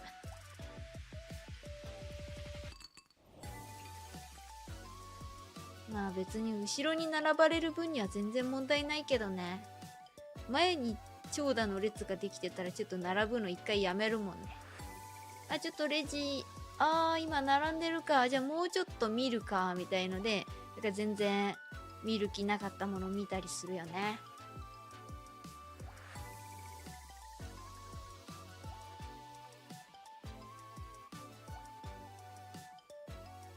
最近はもうダメだ。なんか無駄なもん買っちゃいけないと思って、なるべく外に出ないようにして、もう配信したり動画の編集したりばっかしてるけど、でも結局スーパー行ったらお菓子買う。結局お菓子買うっていう。でもそれこそロフトとかに行ったら、スージーさんはマジでさ、化粧品とか永遠に見てるから、ほんとやばい。あ、これもいい、あれもいいって言ってめっちゃ買っちゃうからね。ロフトとかマジでいけない、今。年末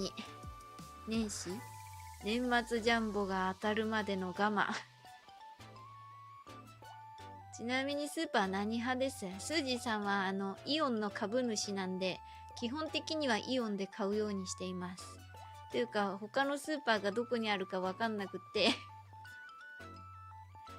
どこにあるかわかんないからもういいかと思って今行ってないね。だからスーパー行くかドラッグストアでなんかちょっと買うかぐらいですね。わかる？洗顔とか化粧水とか永遠に見れる。そうね、洗顔化粧水も見るの楽しいけど、スージーさんは女の子なので、もうそれこそアイシャドウとか色がいっぱいあるからそれも見るし、ファンデーションもこれいい感じやみたいなの見るし、下地も楽しいし、もう何でも楽しい化粧品マジで見るの。でも男の人はつまらんやろね、そんなんと一緒に買い物行ったらなるほど、そうです。株主なんですか？株主知らねえの？ちーちゃんやべえよちーちゃんやべえよ、株主知らないなんて。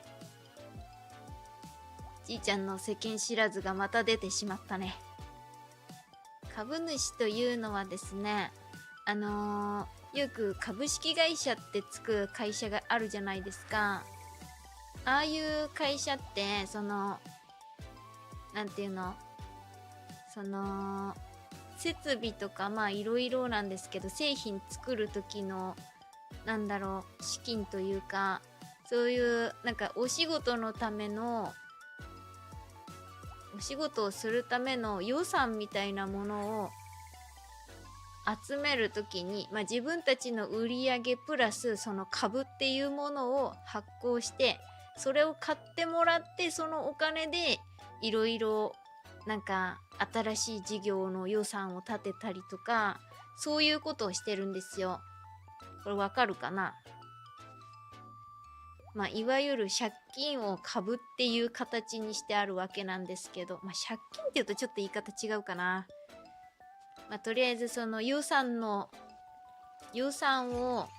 確保するのに株というものを発行して、それを買った人が株主なんですけど、その株主さんは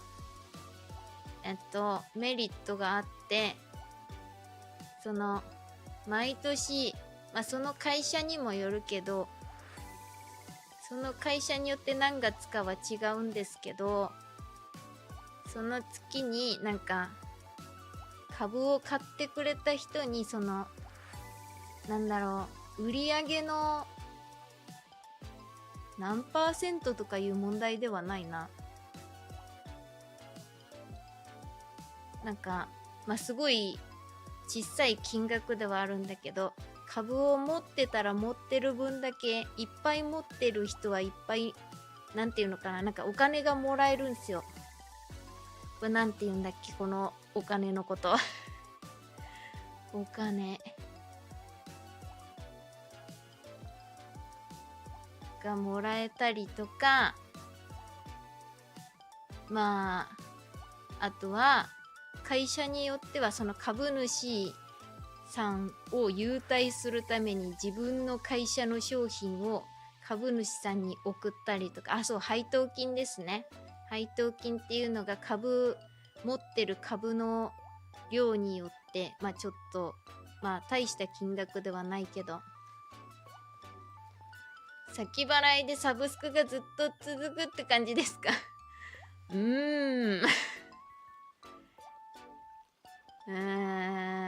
そういう感じなのか。そう言われてしまえばそうかもしれない。ただその配当金もその会社の業績とかで多くなったり少なくなったりなるし、優待の商品とかもなくなるかもしれないし、いろいろあるんだけど、あとはその会社の業績とかでその株を欲しい人が現れるから、株の価値っていうのが上がって、で買った時は例えばその株が1000円だったけど、今は欲しい人がいっぱいいるから、その株の価値が1万円になりましたとかって、そういうパターンもあるわけだから、そうやって株をうまい具合に買ったり売ったりとかしてお金を儲けたりとか、ずっと配当金をもらい続けて、その買った額よりね、だんだんもらったりとか。もしかして投資 FX ってやつですか？ FX はまた違うんですけど、投資と呼ばれるものですね。それをすることによって何がいいかって、株は、買った株自体にも価値があるし、プラスで配当金という別のお金がもらえるわけですね。だから銀行に預けるよりも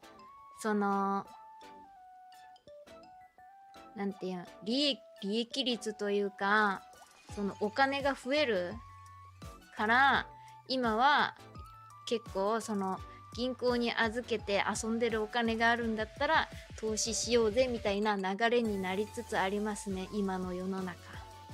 だからそれこそ来年から新ニーサって言って、普段は株を買ったり売ったり、あと配当金もかな、お金がかかる、税金がかかるんですけど、ニーサの規定に合った株を規定の分だけ買う分にはその税金がかからないからっつって、今投資はめちゃめちゃ注目されてるんで、勉強してなるべく早いうちから始めることをおすすめします。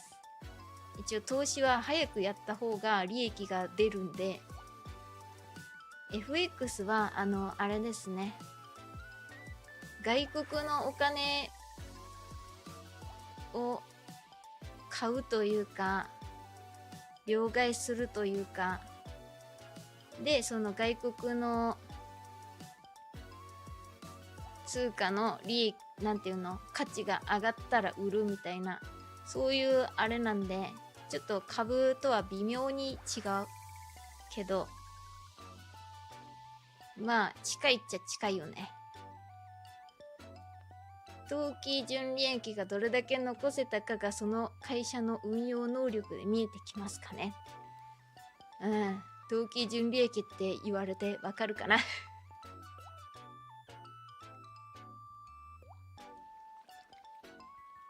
え、スージーさんももうちょっと株にガンガン投資していって不労所得で生活していきたいけどそれにも資金がいるからね。なるほど、ちょっと脳みそがヘトヘトですか。そんな難しいことは言ってないんですけど、スージーさんあんま説明が得意ではないので、なんかネットで軽く調べるのがいいでしょうね。その方が多分図が書いてあったりして分かりやすいかと。もし投資を始めることになる場合は銀行とか郵便局とかの窓口でしないで、ネットの証券口座を開くようにしてください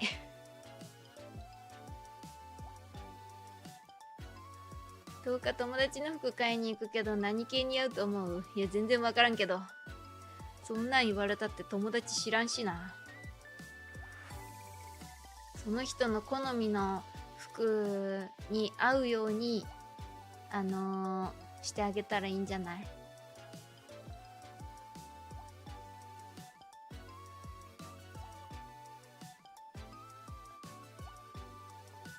その人がこれが欲しい、これがいいなって思うっていう服に合うのを合わせてあげるしかないよね。それがあまりにもダサかったらどうしていいかわからんけど昔部会の運用でどれだけ純利益残せるかで頭悩ませてましたね。そういう系は難しいですよね。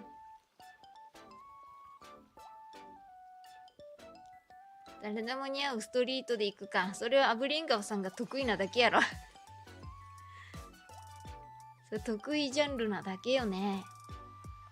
スーさんの投資のすすめ配信はあり。いや、スージーさんはそんなに知識があるわけではないので、スージーさんのせいでなんか損して借金とかされても困るんで、そこはなんかちゃんと情報を持ってる人がしてる動画を見る方がいいと思いますね。スージーさんそもそも説明が下手くそだし東宝シネマズおすすめ。東宝シネマズ？映画の話？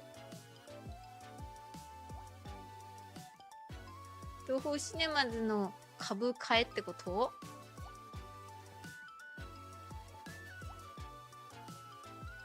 かね、株も迷うよね。安い株を買ってもそんなに利益出らんかもしれんしみたいな、いろいろ考えないといけないから難しい。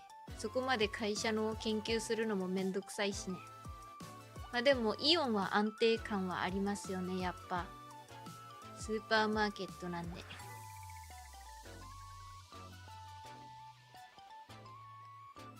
もうね、イオンも買った時より株価が上がってるんでね、もういつでも売っていいかなって思うけど、ニーサで買ったやつじゃないしなっていう、この微妙な気持ち。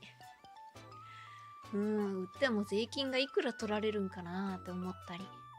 それだったらまあ配当金と株主優待があるからまだええか、つって。東方アメリカに配給の拠点会社作ったみたいですね。あ、そうなんですか？それはつまりどういうことですか？配給の拠点会社ってどういうこと？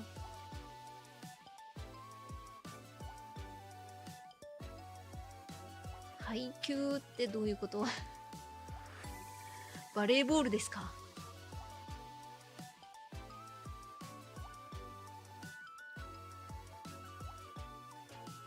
あれ、なんかここ乾燥がひどい。最近乾燥がひどい。毎日ちゃんとボディクリームを塗っているのに乾燥がひどい。乾燥で粉吹いちゃうからね、困るよねマジで。しかもさ、手届かんとことかボディクリーム塗りようがないやん。くっそ届かねえっつって結局塗れてないからどうなってることやらって感じ。投資があるから運営できるけど、株式のせいでブラック起業家が日本は進みやすいから悩ましいところ。そうなん。株式のせいな。だからあれよね。働くてか雇われる側じゃなくって株を持つっていうのが一番いいよね。金に働いてもらうというか。今までアメリカの配給会社に委託してたんですが、邦画普及のため新会社を起こしたみたいです。そうなんだ。じゃあアメリカでもその邦画の上映がしやすくなるみたいな、そういうこと？入浴してきます。いってらっしゃい。まあ株の利益がどこから湧いてくる、どこかから湧いてくるわけじゃないからね。その分労働者の賃金は減るし。なるほどね。そこがちょっとネックですかね。難しいよね。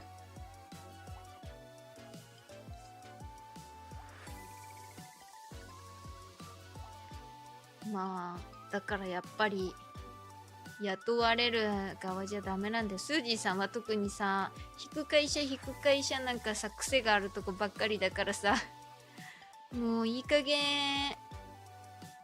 なんてよ、雇われる側じゃないようにならないと精神が持たなくなってまうかもしらんと思う。もう将来不安しかないもん。どうしよう、次の会社もまたなんか変なことで精神を病んで辞めてしまったら、そろそろ就職が危うくなるんじゃないだろうか。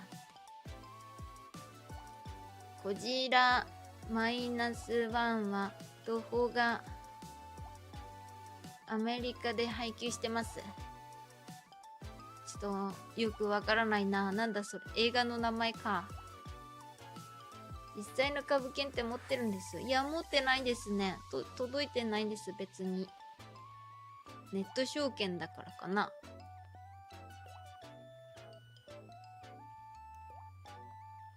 それで言えば、利益を株式に頼ってない会社の方が良いね。そうね。でもなかなかよくわからない、その辺は。だからとりあえずスージーは株を買う側に回りたい。そして働きたくないっていうか、大学生の時から絶対自分は起業する方がなんか性に合ってるとは思ってたけど、でも会社を立ち上げるのって結構めんどくさいしさ、いろいろなんかお金がかかるやん。お金がかかるっていうか大変やん。だからどうしようかなって感じ。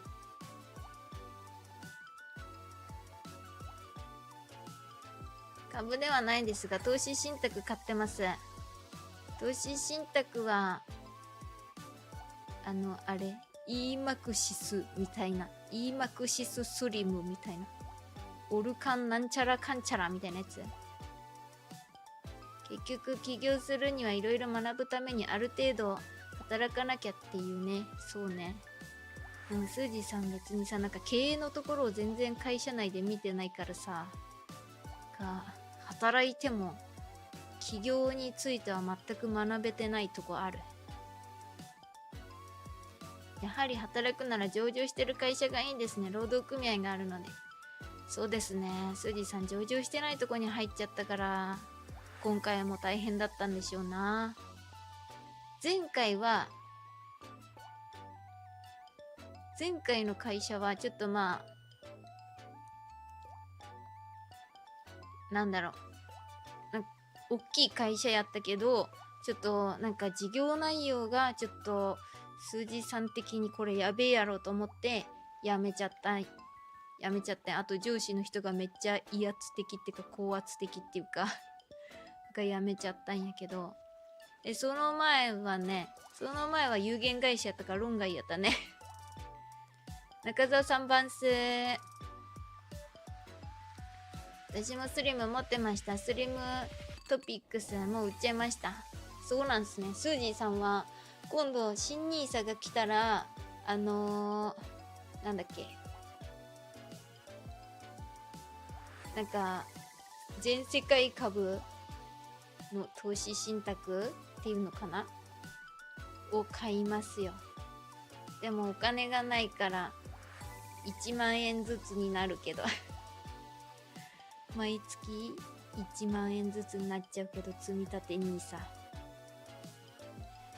本当はね、もうちょっと大きい額したいけど、ちょっと年末ジャンボが当たったっていう確信が得られないとお金も突っ込めないので、年末ジャンボ当たったらもう満額ボンボン入れていくけどね。満額ボンボン入れて、それでもお金が全然余りますから、でも家を買ったりはしてもあんまり意味がないと思っているので、なんか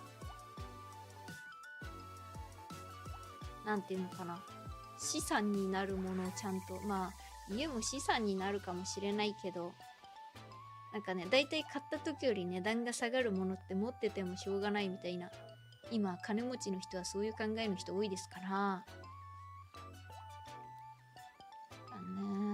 車もあんま運転せんから買うのもな。でもなんか親とかが運転できなくなった時に自分が病院とか連れてってあげないといけなくなるんかなと思ったら、車いるかなって今考えてる。すごくそれやったら軽自動車かなんか買った方がいいかな、どうしよっかなって思ってるんよね。宝くじなら静岡の駅前が当たると人気ですな。なんからしいですね。スージーさんもネットで買っちゃった。もう今日多分一粒万倍日かなんかだったので、おそらくだからね、みずほ銀行だっけかなんかめっちゃ並んでたよ積立 NISA もロールオーバーできないから非課税の意味があんまあってそんななかった。団結権は保証されているので規模の小さい会社でも労組起こせると思いますが、誰が管理するのって問題で結局作られないのが現実かも。そうなっちゃうよね。めんどくさいしね。最初からあった方がいいなっていうのはあるよね。番数、よし増税だ番数って渚さん番数。なんで俺っちこんな面白くて優しいんや罪な男、急にどうしたにどうしたんや。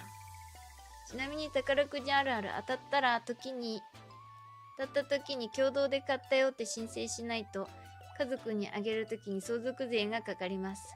そうなんですね。でもあんまりスージーさんは家族に当たったって言わないかもしんない。言わないで持っとくじゃん。持っといて、で仕事家で一応配信とかいろいろするやん。もう働かんやんでいつも家で何してんのって言われたら在宅って言うやん。でプラススージーさんちょっと在宅で結構稼いでるからって言ってちょっとずつ欲しいもん買ってあげるっていう、そういう方針でいくと思う。多分真面目にワイダンすると聞いて勘違い甚だしいな。大人な話っていうのは今しているように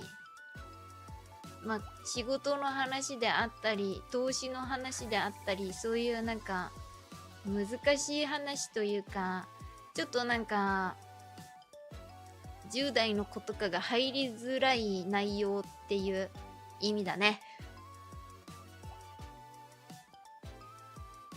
15% も取られます。1億あげると5500万が税金。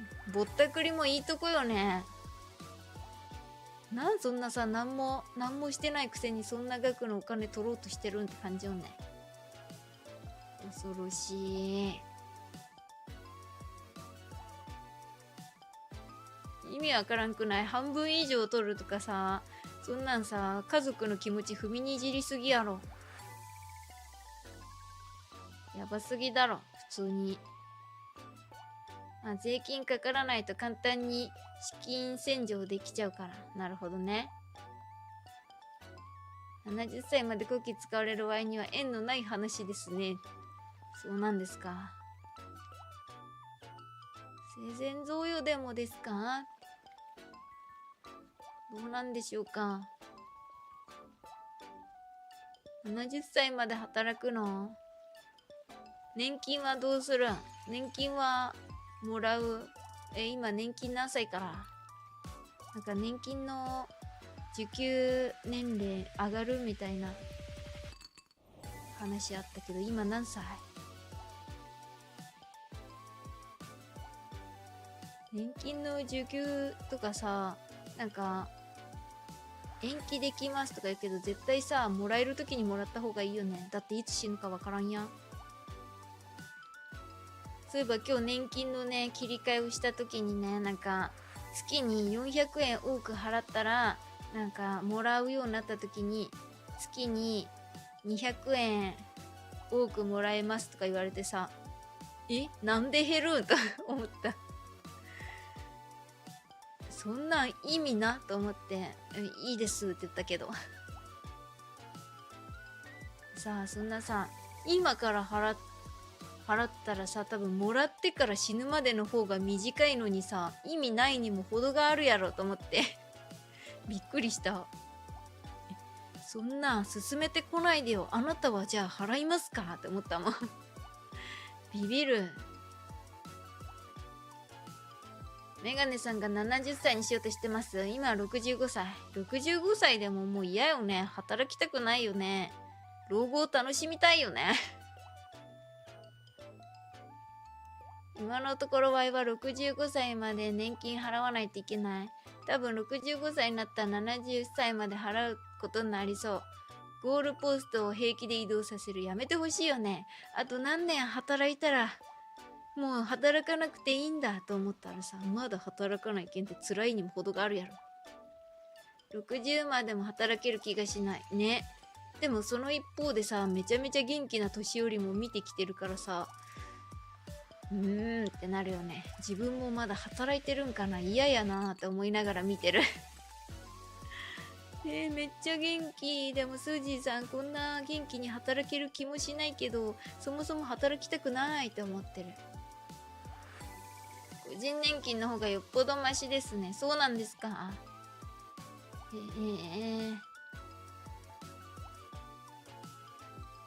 ージーさん、あとあれやわ、学生の時免除してもらったやつそのまま払ってないわ。でもいいね。だってどうせもらえる額が減るって言われてもさ、そもそももらえる額少額すぎて当てにしてねえし。国の年金期待してないから個人年金増額しようかな。個人年金入ってんの？入った方がいいのかな。なんかさ、イデコとか聞くけどさ、って感じよね。やつら裏金受け取りまくり、キックバックしまくり。自分だけ良ければよしな人たちやからね、困るよね、ほんと。どうにかしてほしい、ほんと。いつまでたっても減税せんし。消費税さっさと下げてくれんかな、ほんと。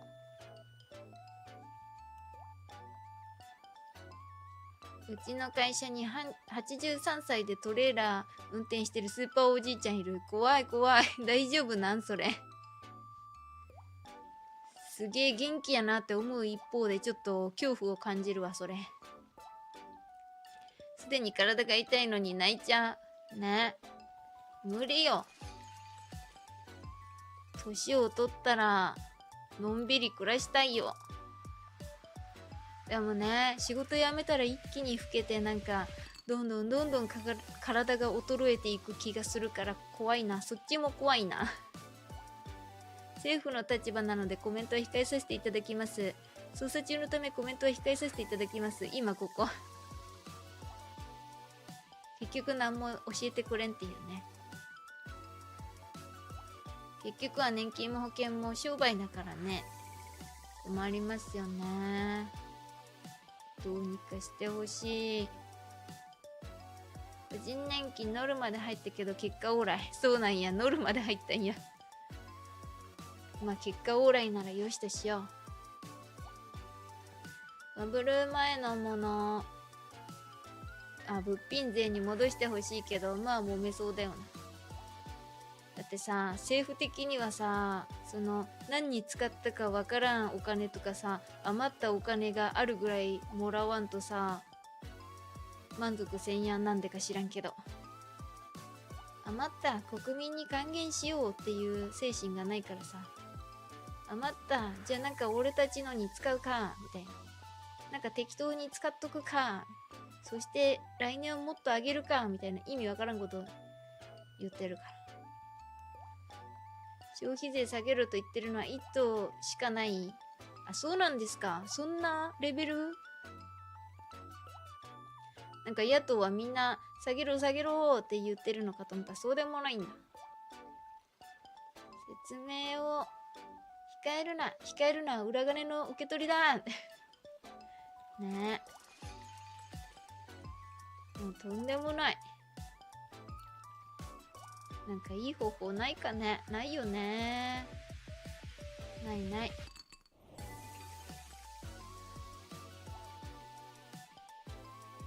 どうしたらいいんだろう。世代交代しても結局のところやろ、どうせね。自分たちがさ、年を取ってさ、自分たちの世代がさ、政治家になったとしても結局変わらんのやろなーって思う。悲しい世の中。今度の流行語に、よし増税だ、クゾメガネ、異次元の少子化対策が入ってましたっけ？そうなんですか？入ってなさそう。なんかそこは気使ってそう。公約守れないのに給料もらってること自体間違いかと。そうだよね。なんか普通の会社みたいな運用方法にしてほしいよね。ちゃんといろいろと達成しないとダメっていう。ちゃんと働いてない人はね、給料を下げろって感じよね。寝てる時間があるやつは給料を下げる。あなたは何時、この何月何日のなんか国会にて何時から何時まで寝ていたので、この間の給料を減額しますって。なんかそういうのをやってほしい。それだけを見張るバイトしてほしい。スージー立候補しよう。そしたらスージーが寝てるかもしれん。まずい。絶対眠くなるよね。で、国会見に行った時にさ、国会のなんとか議事堂それももう思い出せんのかっていう。あそこめっちゃ眠くなるよね。この頃パンツすぐ履けるようになった。おめでとう。なんその報告幼稚園児やないんやから当たり前やろ。パンツはいつもすぐ履くんだよ。国の借金は利息が多すぎると言われてますが、国債を買うのがほとんど日銀なので、国の子会社である日銀に入った利息は国に戻ります。つまり利息の支払いはないと。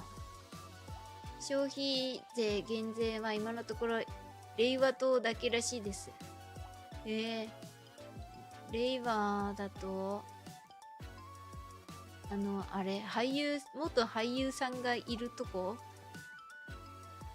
令和新選組だっけ。ヤジも審議の邪魔。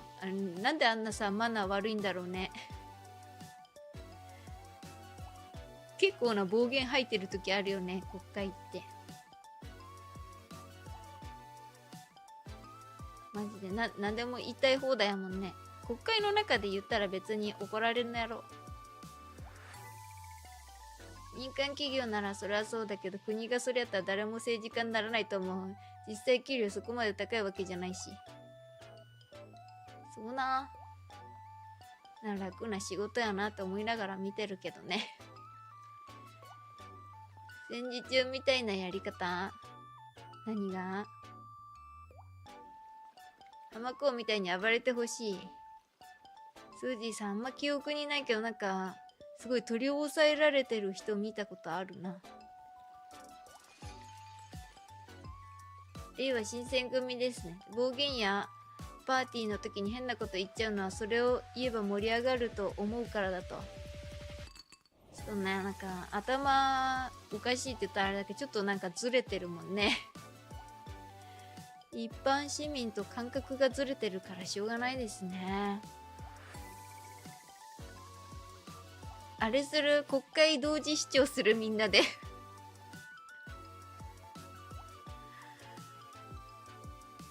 国会の予算なんとかみたいな。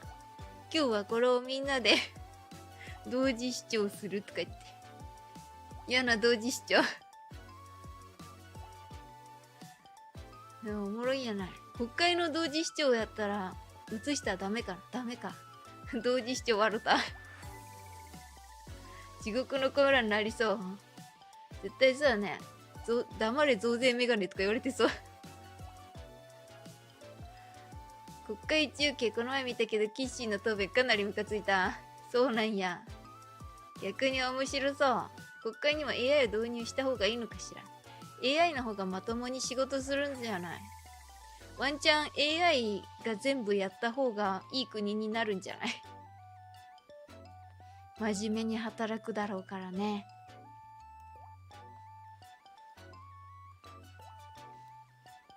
居眠りもせんやろし。国会中継ってさ、でもどうやって見るん？ AI のプログラムを組む人次第。そっか。悪い人がやったらその人にいいように全部使われてしまうか。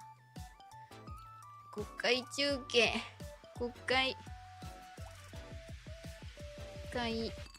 中継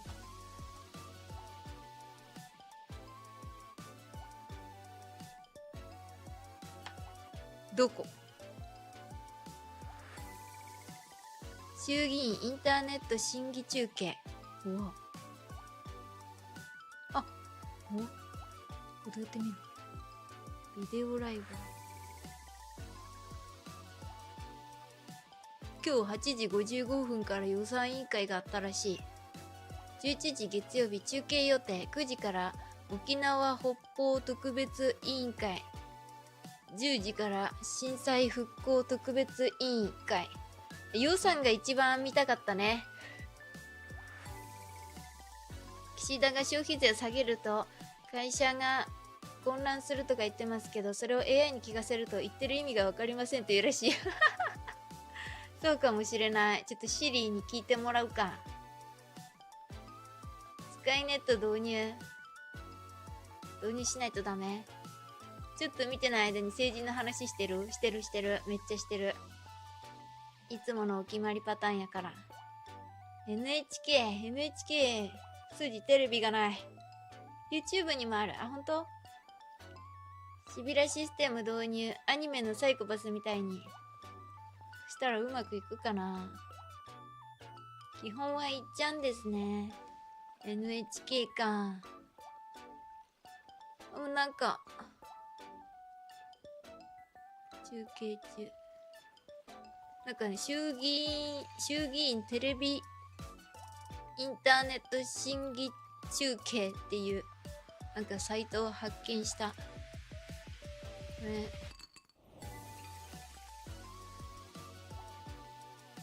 あれ、解散になってるの？中継中じゃないから今どうやって見るのかがわからないな。ドミネーターでうちは FPS ゲーム出ないからそんなんする？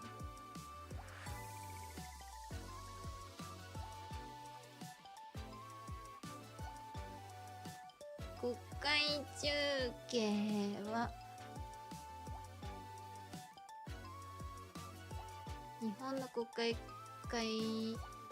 期間中に随時放送する中継番組である。現在は日本放送協会 NHK の総合テレビとラジオ第一が国会中継として放送するテレビ番組、ラジオ番組、過去に NHK 以外の民放放送局が委員会審議を中継した例もある。NHK は見ない。インターネットでみたいな書いてあるな。インターネットで見れそうよ。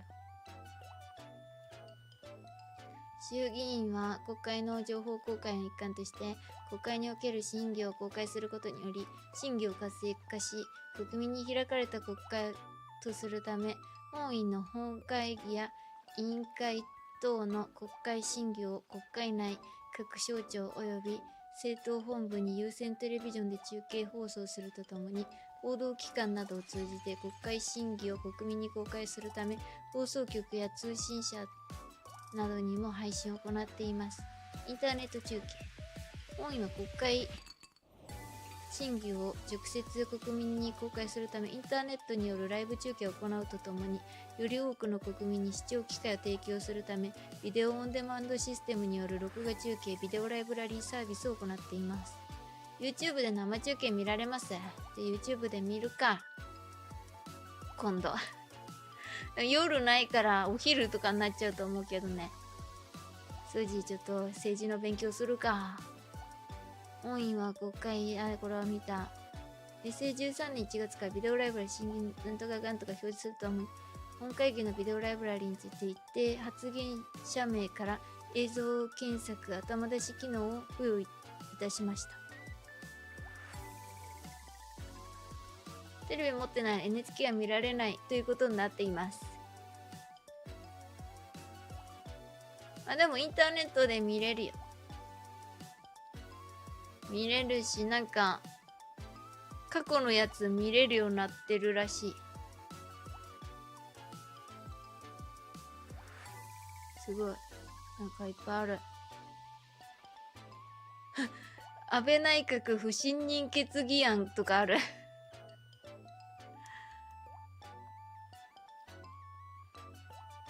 アレルギー疾患対策基本法案とかある。でも普通にさ、予算委員会が一番さ、興味あるよね。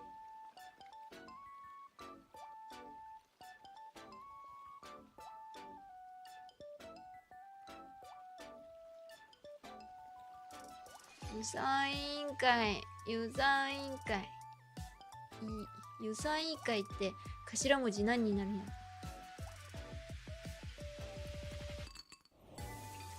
そう、なんで今日予算委員会開かれてんだよ。よだ。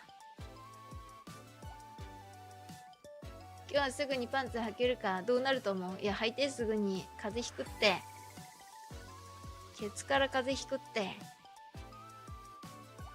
国会系 VTuber 数字。びっくりするね。そんなやつおるんやっていう。補正予算組んでますからね。しょうがないから予算委員会過去のやつみんなで今から見るみたいな、そういうあれにしよう。予算委員会難しいな、これ。どれだ？養豚農業振興法案とかある。ちょっと気になるな。預金保険法の一部を改正する法律案。予算の実施状況に関する件ってなんか全部別々になってるんか。だる。年末の補正予算。年末の補正予算な。12月8日も見れるかな。以前国会まで散歩したことあります？国会まで散歩？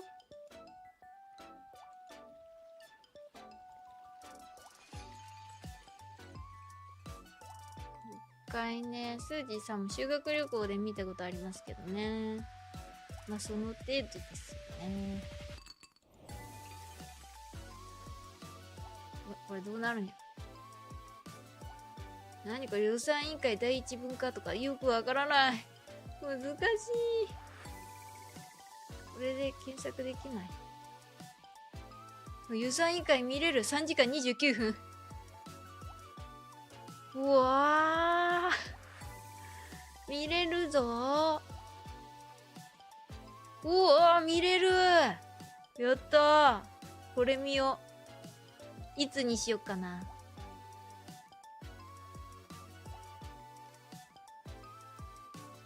説明、質疑応答、発言順。答弁者と、ふみおおるやん、ふみお。これでいくか。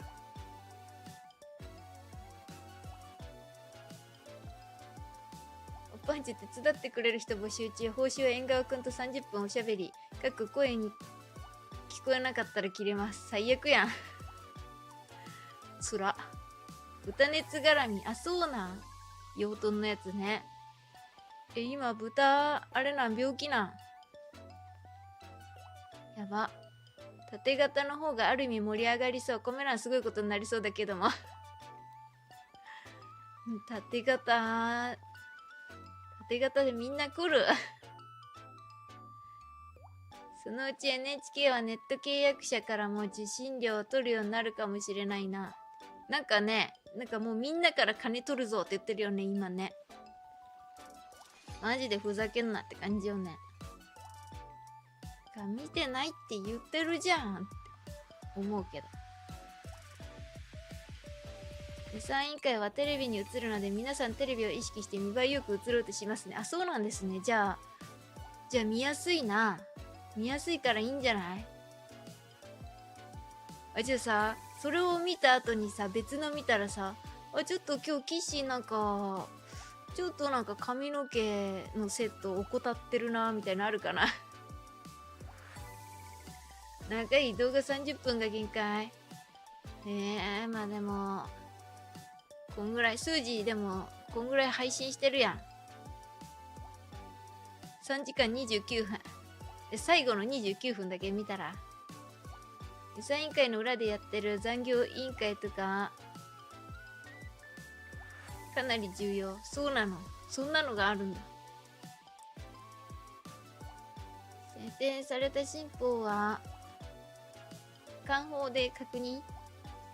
ばんは、乾杯って、萩さんばんす。こんばんは。いつも乾杯してるね。いつもお酒飲んでんの、まさか。鶏、豚、牛、畜産業狙い撃ちかな。何があるんでしょう。産業でした。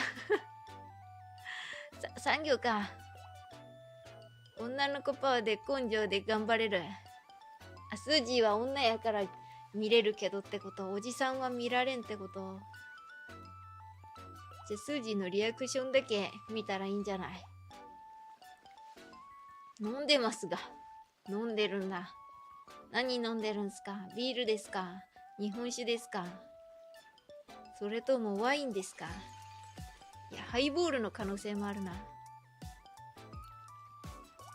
きな配信者さんのアーカイブとかなら8時間とかでも余裕で見れる。8時間の時とかあったん？頑張ったね、その人も。聞いた話だと NHK の訪問がなくなったのは NHK 党の影響だと。今の法律的には受信機会を置いた日から契約が始まるから、その日に契約すればいいとの案内は法律違反だとか言ったとか。そうなんだ。まあ訪問来ないでくれるのは助かるけどね。スージーさんとかは普通に来たから、テレビ持ってないんですいませんつって帰ってもらったけど。8時間、1日24時間やろ。24-8、なんぼ計算できひん。そりゃ嘘やん。16?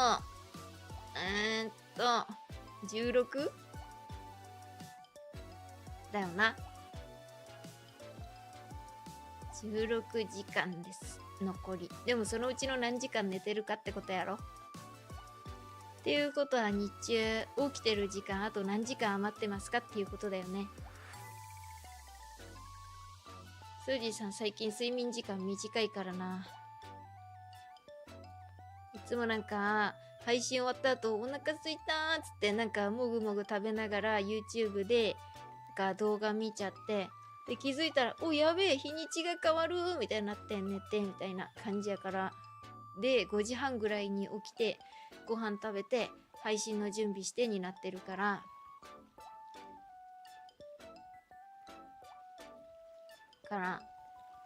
最近あんま寝れてないから眠い。ショートスリーパー、実はそんなことはないんですけどね。にゃこ先生バンス。すじさん割とがっつり寝たい派なんですけど、ちょっと最近夜更かしが多すぎて、でそれなのに朝活しだしたからね、ちょっと最近しんどいから夜の配信をもうちょっと短くしようかなと思っているけれども、結局雑談とかするとさ楽しいからどんどん話しちゃってさ、いつの間にかこんな時間にみたいな結構ある。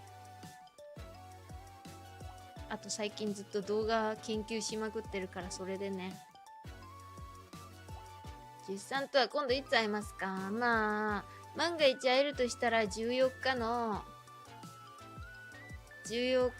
お昼ぐらいにあるであろうタコパです。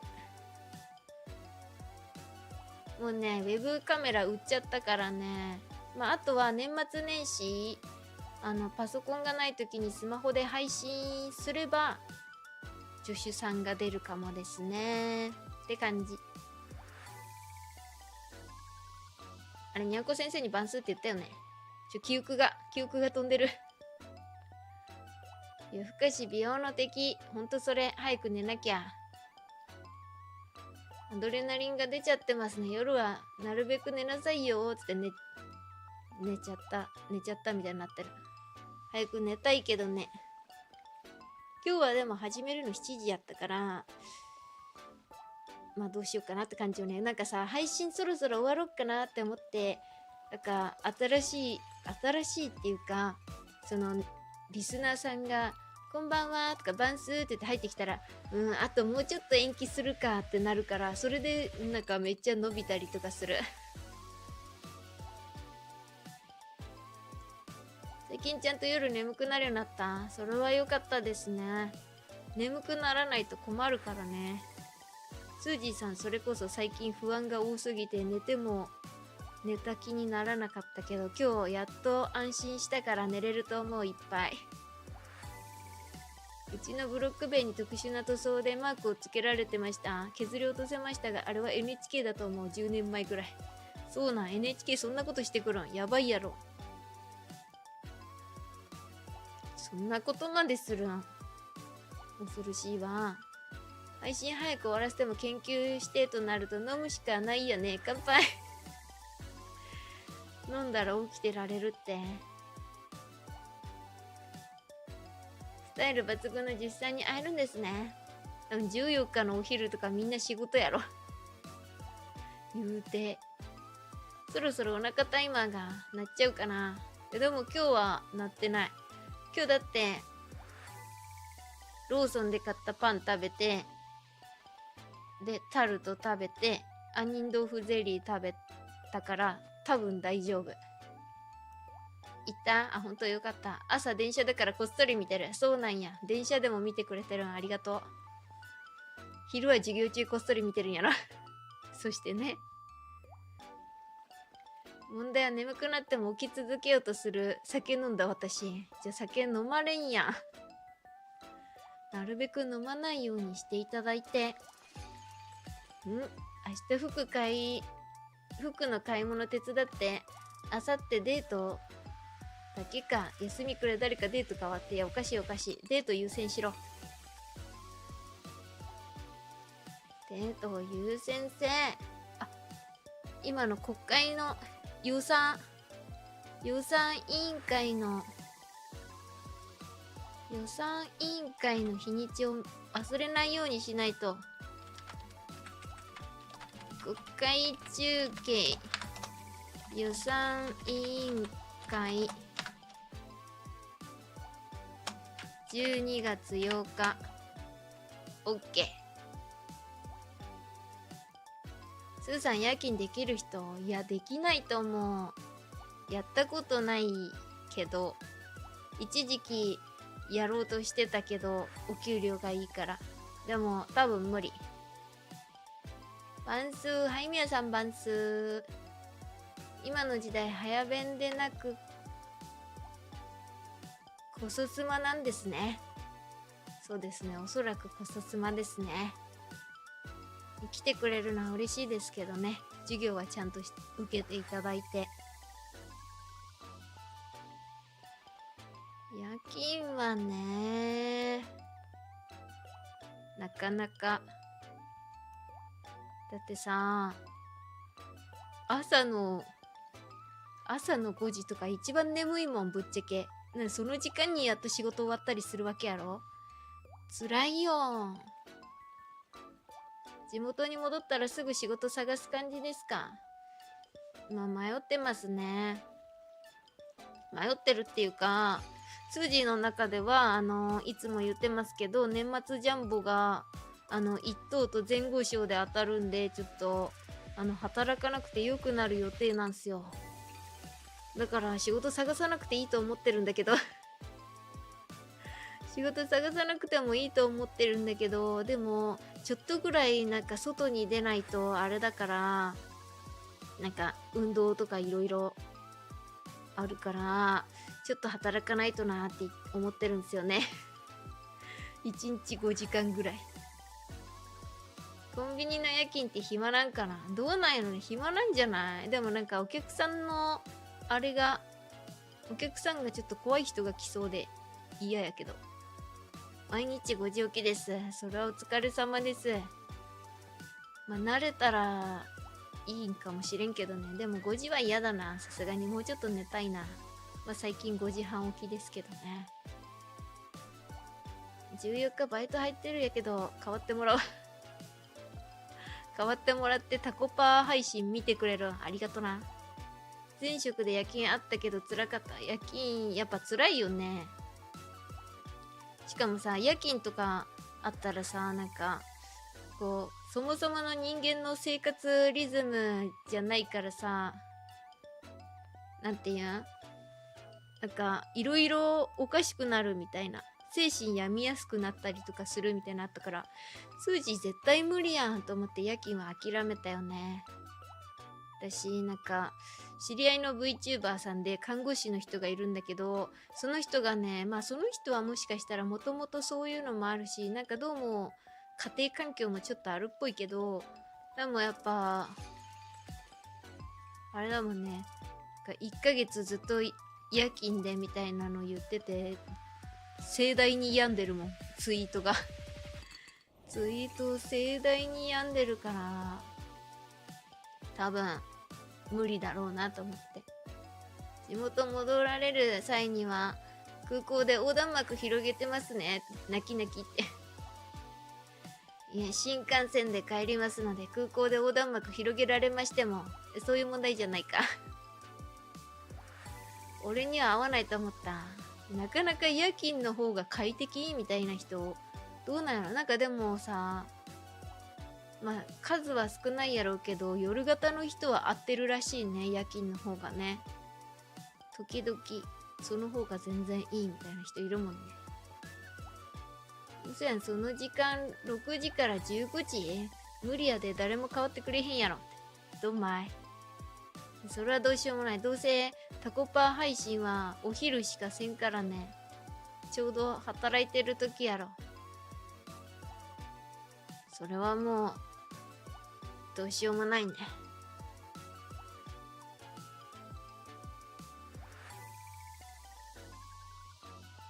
ミッキー何ですか？ミッキーなんとか和尚、1億5000万当てて寺を成したらしい。夢で大黒様が出てきたらしく、それで宝くじを買ったらしい。そうなんだ。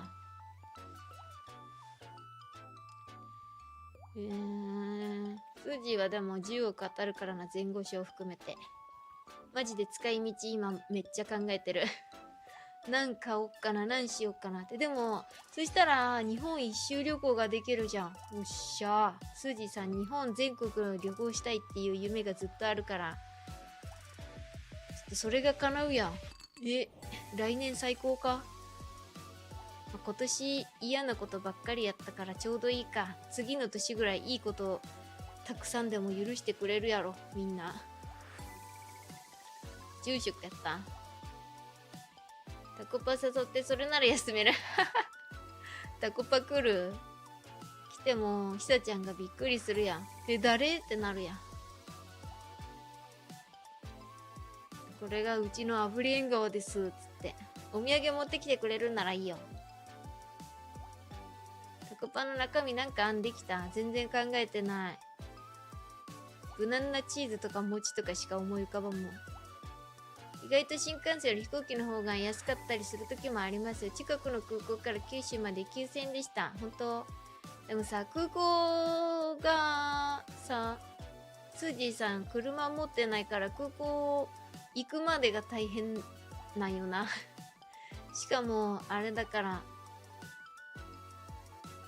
空港までが遠いし、空港から家帰るのも大変やから、そこが問題ですね。9000円なのマジででかいけど、だって4万かかるもん、新幹線。飛行機もね、そう、9000円はマジで破格だけど、スージーさんの時は4万だったもんね、結局。一回飛行機を利用したことがあるんですけど。15億来たら大阪来いよって。10億な。15億はないやろ。でもそっか。スージーさんね、連番10とバラ10買ったんよ。連番でさ、前後賞で10億当たるやん。で、バラで5億の可能性あるな。うわ、どうしよう。15億もあったら何しよっかね。迷うね。とりあえずあれやね、なんか、化粧品とかの株買うかな。化粧品会社の株と、そうだな。何の株がいいかな。化粧品会社の株で化粧品を送ってもらおう。株主優待で。47都道府県回りたいよな。わかる？本当？やっぱ回りたいよね。行ったことない県制覇したいよね。外国に行ってる場合じゃないんだよ。水着タコパなんでやねん。寒いやろが普通に。いや、別に夏でもせんけどさ。10億あれば派手なオフ会もできそうね。そうね。何回かに分けてオフ会できるよ。でもちゃんと自分の老後のお金も残しとかないといけないからね。そこも考えつつって感じやね。おっす、アブリン顔です。可愛いんですね。隣座ってもいいですかつってスージーとヒサちゃんの間に座るんやろ。お前邪魔っつって。真ん中来んなしってなるんや。夜行バスはきついしね。そうね。ちょっと無理かな。夜行バスでさ、なんかさ、若い男の子が女の人にセクハラされたみたいの見たよ。恐ろしいね。怖いね。でもその人はなんか、その女の人は割と美人で、今まで断られたことがなかったみたいに言って結構毎回セクハラしてたらしい。やばすぎだろ。怖いわ、ほんと。女から男なら許されると思っとったんやろな。怖いわ。10億あったらとりあえず毎日最大赤スパしてみますかね。ガチに地元に1台救急車寄付するつもりであります。すげえな。そんな救急車ないんすか。でもあれはね、赤スパ投げるの楽しくなっちゃいそうやね。うわー、虹色スパチャとかしてみたりとかね。こう安い金額から高い金額まで全部やって、こう色がね全色揃いますみたいなやつ。わろた。ちょっと夜行バス予約してくる。セクハラされに行ってくる。それなんか違った気がする。なんかネタじゃなかったっけ。あ、そうなん。あれネタなん。フェイクニュース。でもガチでさ、女の人が男の人にセクハラするはでもない話じゃないよね。なんかさ、大体その女の人から男の人にっていうパターンはさ、女の人が若い男の人に対して手出すの多いよね。まあでも男の人もそうか。結局学生とかのね、お尻触ってみたりとかあるよね。恐ろしいよ。でも同じ人に最大スパを毎日してたらスパチャ停止されそう。もうやめてくださいって言われるかな。そんな無理したら困りますっつって。ピッ。毎日最大っていくら今。でも最大しても何パーか YouTube くんに持っていかれて何割になるんだっけ忘れたな。まあ何割でもいいけど。女巨漢男ヒョロヒョロみたいな感じ。どうなんやろうね。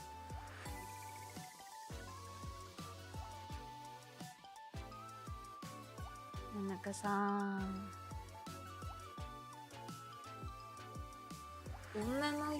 女から男ならいけるって思ってる層がいるのが怖いわ。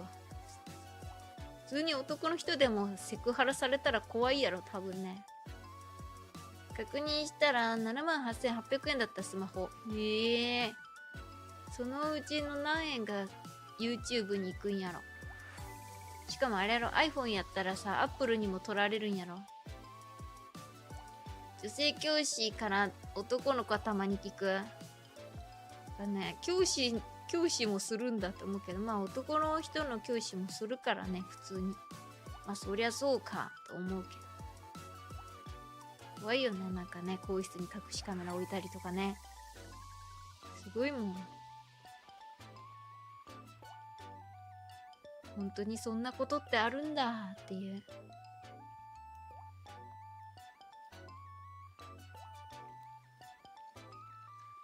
まあでも新幹線はさすがにセクハラはないやろ、知らんけど。でも年末やからな、隣空いてないやろな。さ、隣誰も座らんでほしいと思うけどさ、絶対年末やから空いてないよね。隣もぎゅうぎゅうやろな。まあでも隣座ってもいいけど、なんかちょっとふくよかじゃない人がいいな。ふくよかな人やったらさ、マジでさ、席さ、自分の席からはみ出る人おるから、時々マジで困る。それが痴漢と思われないように電車では両手を上げてます。マジに結構聞きますね、そういうの。ちょっと当たっただけで勘違いされてみたいなね。もうこの人触りましたとか言われたらもう最悪よね。触ってねえし、お前なんて興味ねえしって言わんと。24日の横浜から静岡の新幹線も1ヶ月前でいっぱいでしたからね。そうなんすね。まあ24はどうな。まあでもそっか、早くから休み取ってる人とかの場合もあるし、まあいろいろか。スージーさんは引っ越すって決めたのが先月の先月の会社辞めて結構すぐだったから、まだギリ空いてたね。年末。夜行バス乗ったらワイの席に知らん人がいて座ってるずうずうしいやつがいた。やば。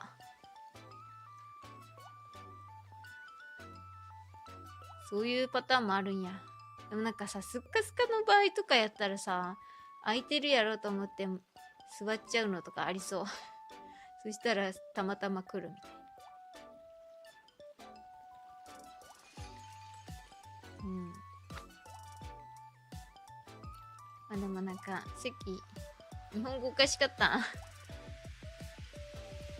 まあそうね、ちょっとおかしいかもね。まあ通じればいいんだよ。新幹線の指定席でもありますよね。時々。みたいなの。まあ今回はもうのぞみは全部指定席になっちゃったからさすがにないと思うけど。多分。静岡から名古屋までかな。名古屋まではのぞみじゃないから自由席もあるんだよな、多分。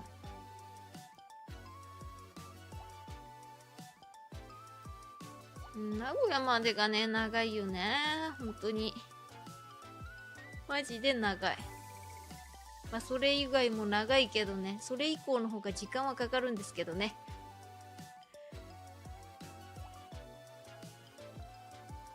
新幹線長いからきついな。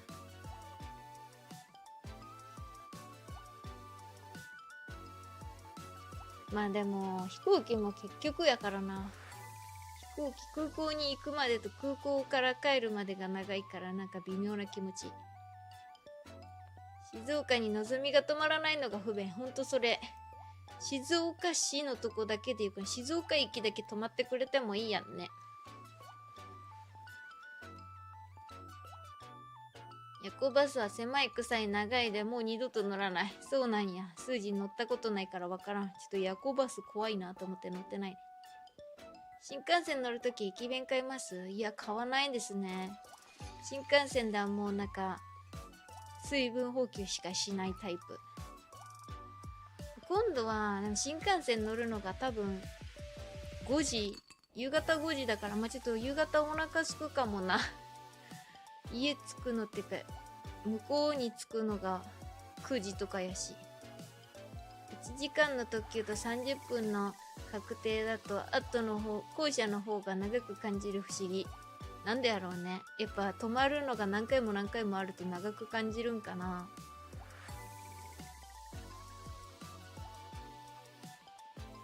駅弁は釜飯とか先用券、シウマイ弁当とか食べたいですね。駅弁全然食べたことないからな。駅弁ね。何があるんやろう、駅弁。車内販売ないから買っておかないといろいろ大変ですよ。そうですね。なんかコンビニね、ちょっとつまめるお菓子ぐらい買おうかなと思うけど、駅弁はまあいいかな。なんかゴミ捨てに行かんけども持っとくけど、なんか弁当を開けた時に匂いが広がるのとかなんかめっちゃ気使っちゃうし、あとなんかさ、座席の座席からこう外して机みたいのさペコって外す時にちょっと微妙にさ、その前の座席揺れるやん。あんなんもめっちゃ気使うからしきらんのよね。崎陽軒、そうね、崎陽軒って読むんだ。シウマイ弁当、有名なやつ、それ。なんかあるよね、シウマイ弁当。有名なやつが。食べたことないけど。駅弁は数字買ったことあるのかな？ない気がする。みんな駅弁食べるから食べてない方が意外ときつかったりします。なんかね、匂いしてお腹すくしみたいな感じかな。スージーさんが乗ってる。スージーさん、そっか、新幹線ね、だいたい朝乗ってるからあんま関係なかったんだ、今まで。うん。朝乗ってたから。夕方から乗るのは初めてですな。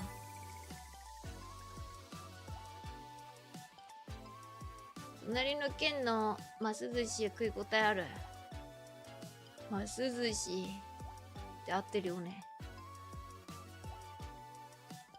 食い応えあるんだ。多分食べないだろうな、寒いから。崎陽軒有名。あ、そうなんだ。崎陽軒のシューマイ美味しい。へえ。食べる機会があるかな。なかなかなさそう。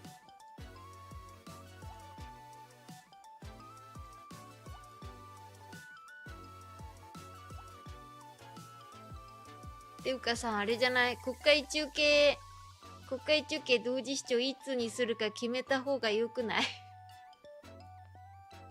みんな見るでしょ、一緒に。見ない？出発する前に爽やかなハンバーグ食べていってください。そうだね。スージーさん、爽やかなハンバーグまだ食べたことないからな。でも一人じゃお店入れないからな。寝るね。はい、おやすみ。一人じゃお店入れないしな。どうしようかな。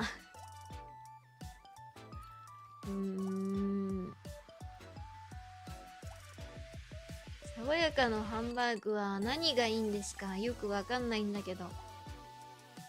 日程次第か。平日は難しい。土日も仕事。あらまあ。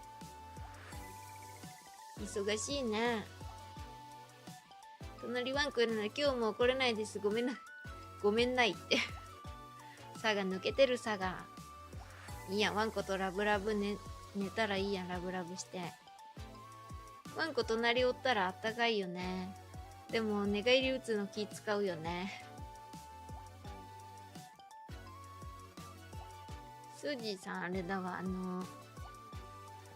今実家にいるワンコじゃなくて、その前に飼ってたワンコが、スージーさんがなんか一番最後まで寝てる時はだいたいスージーさんの布団のとこに来たりとか、顔めっちゃ覗き込んで起きるの待ってたりしてたわ。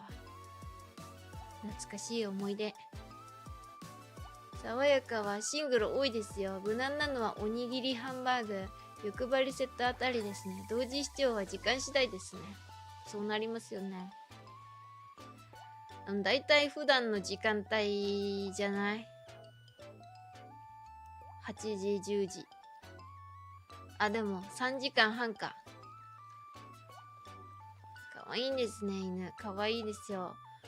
起きたら目の前にドアップの犬の顔あるからね、めっちゃびっくりする。はっって。で、起きたら満足そうに、ほら行くぞみたいな。はい、起きますってなる。か、布団に入ってきて一緒に寝てるか、足の上で寝てるかの3択でしたね。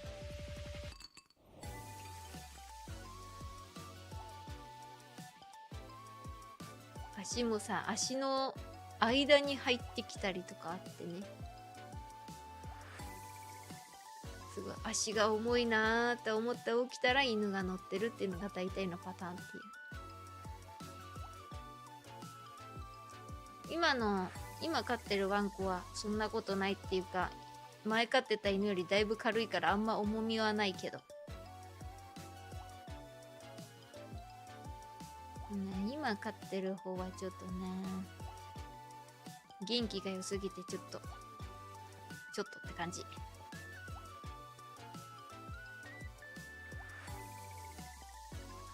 どうしよう。国会中継同時視聴配信3時間半だから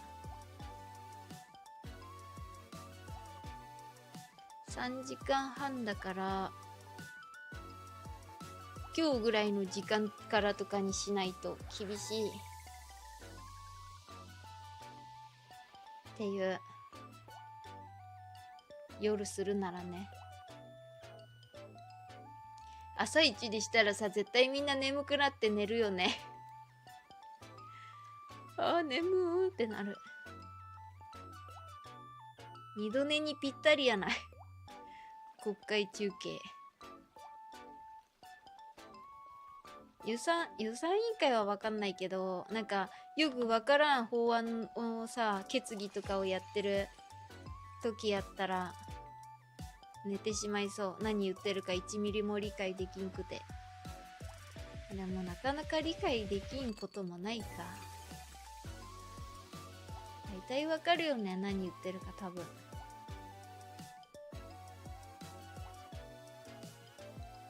どうしよっかな。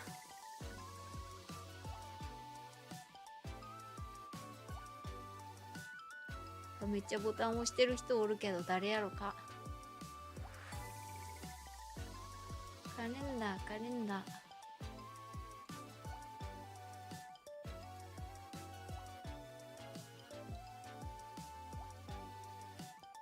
よいしょ。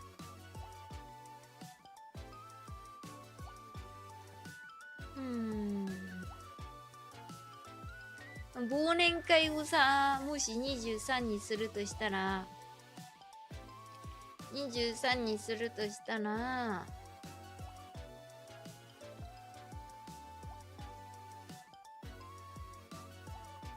でも早い方がよくない？だって今日やったんだよ、ゆうさんのやつ。そしたら、ちょっと弾かれた。なんかまた、そういうセンシティブな話題をしようとしたんすか？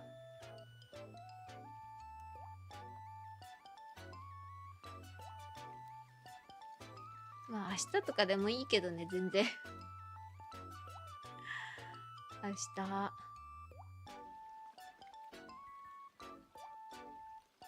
早いうちにしないと。金庫入れたかも、ほんと。夜でお願いします。お酒ついでな寝ようとしてたの忘れてた。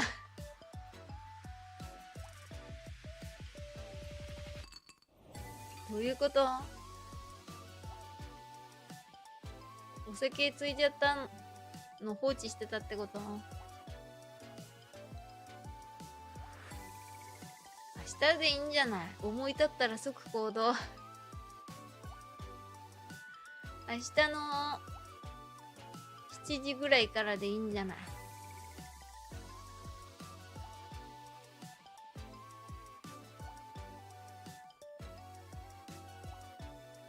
か。明日無理なんや。でも国会の中継見れんって言ったやん、自分。見れんからいいんやない、別に。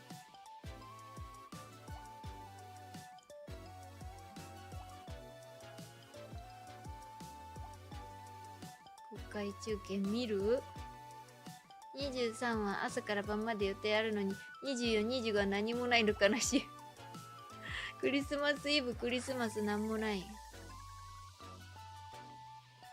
いやない。クリスマスかクリスマスイブかどっちかみんなで一緒にケーキ食べる配信する。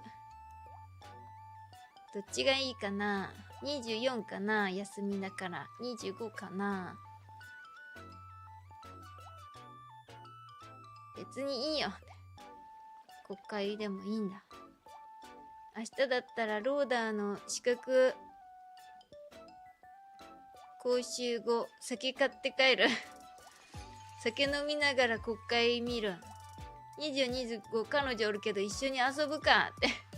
いや、彼女と過ごすんやろ？彼女がそんなんなんでってなるやろ？でも別にクリスマスだからといってまあ恋人同士で過ごさないといけないわけではないだろうけれども、23、24、24にクリスマスイブやから別に普通の休日やけどええか。クリスマスにした方がいいか。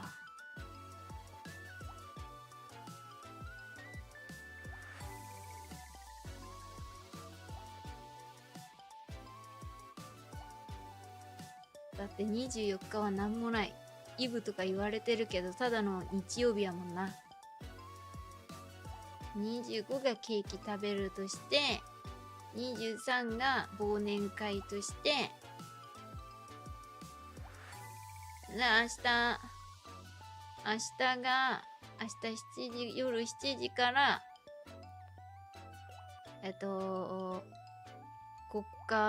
国会の予算委員会のアーカイブを同時視聴する配信。そんで、14日がタコパ。よし、これでいこう。あとは何も予定はない。完璧や。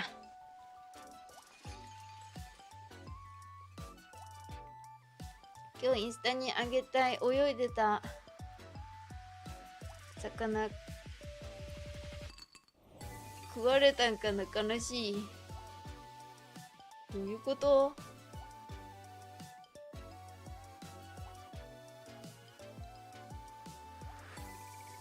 どこで取った魚なん？あの魚可愛かったんやけどな。魚に可愛いとかあるん？魚可愛いと思ったことないけどな。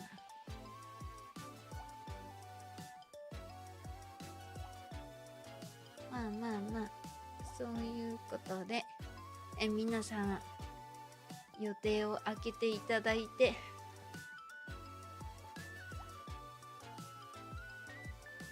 後で予定表作ってツイートしよう。トレトレ市場のいけすで泳いでた名前知らん魚。市場やったら食われてるやろな。市場の魚で可愛いやつとかおるか。水族館とかじゃないからな。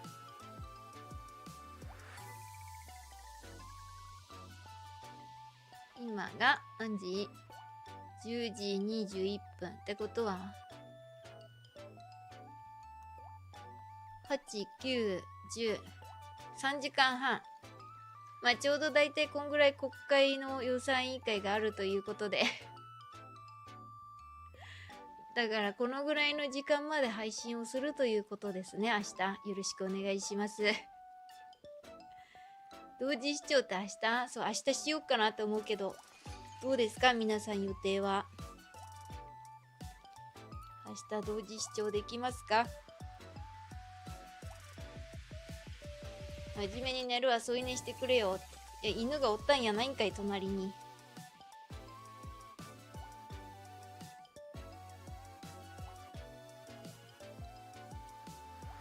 明日でいいね。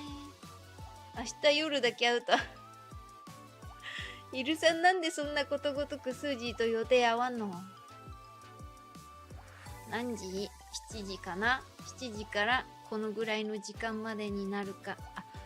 でもさ、こう終わってからまたさらにさ、あれはさマジでありえんくないみたいなさお話が始まるとしたらもっと長くなるな。でもさ6時とか言われても無理やろ。無理やな。犬じゃサイズ的に合わん。抱き枕にならんからな。ケーキ用意するとしたら25だね。25。普通に25でいいよいいよっていうのもおかしいけど、クリスマスはケーキ食わなな。どうしてイルさんそんなに合わないの？は明日も仕事なのでどうかな。間に合えば視聴します。はい、了解です。18時の方が逆に大丈夫。夜はちと用事が。そうなんだ。もう分かったなら行けたら行くわ。明日そうね、行けたらでいいよ。別に無理してこんでよい。大パン用の台用意してきますね。大パンするわ。手を痛めない程度にお願いしますね。6時からにする。それか別日、あんまり人集まらないそうならどうしよう。でもさ、予算委員会10日に見てもね、次の日月曜日でしょ。まあそれでもいいけど、一日空いた方がいいのかな。10日の方がいいとかある？ 10 日ならワイいけるわみたいな。いや10日の方が無理やわとか。やべえ、どんどん年末が差し迫ってくる。年末も来るしクリスマスも迫ってくる。いやまあクリスマス別にいいけど、ケーキ買いにしか行かんし、まだ決まってないけど。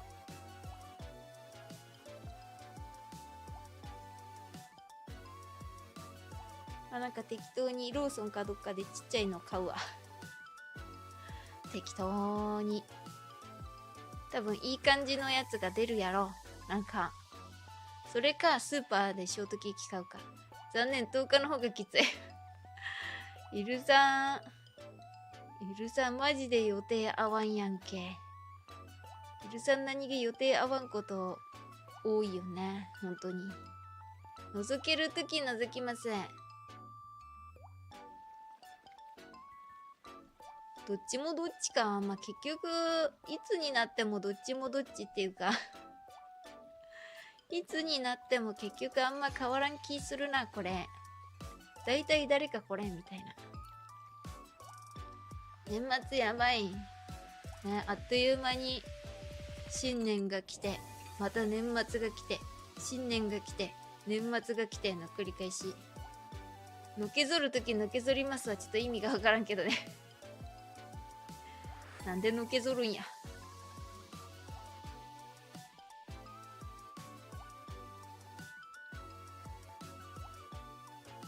どうしよう。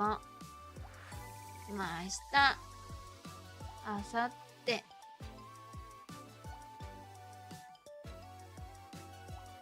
明日、あさって、しあさって。今年は基本忙しいから、あれだけど、去年、一昨年はずっと暇なのにことごとくかぶった。かぶってたのか。なんかね、メンバーさんで時間を合わせようとすると決まらないかもしれないので、オープンな形でやった方が良いのかも。まあね、いつでもいいっちゃいいんですけど、まあ、なるべくなんか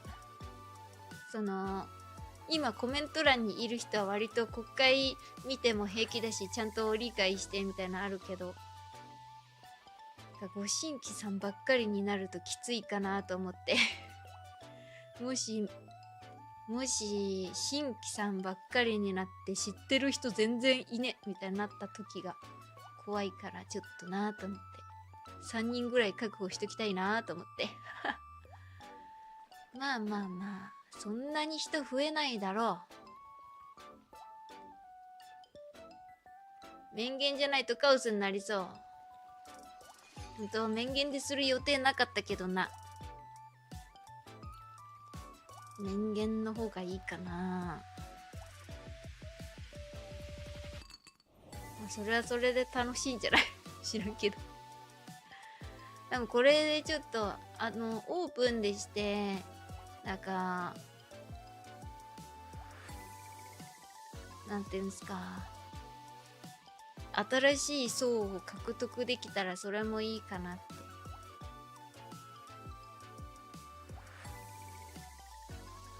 山本太郎の後ろで寝ていた女の議員と同じく寝ますねわい。国会中継見たら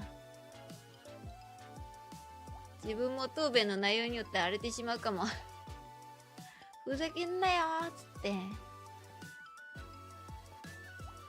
どうやろうね。まともな内容じゃないとは思いますけどあんまり期待はできないけどね。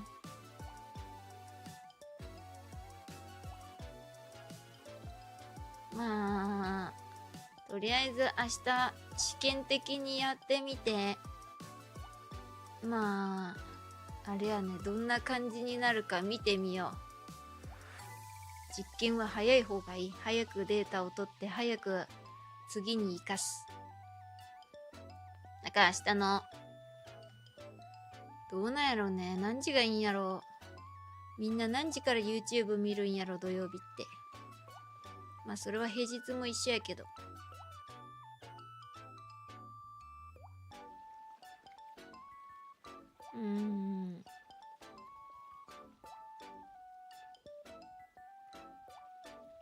6時とかみんな晩ご飯食べてない？普通に。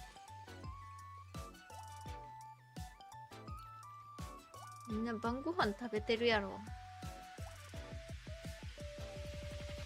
すじさんはもう食べ終わってるけどね、6時。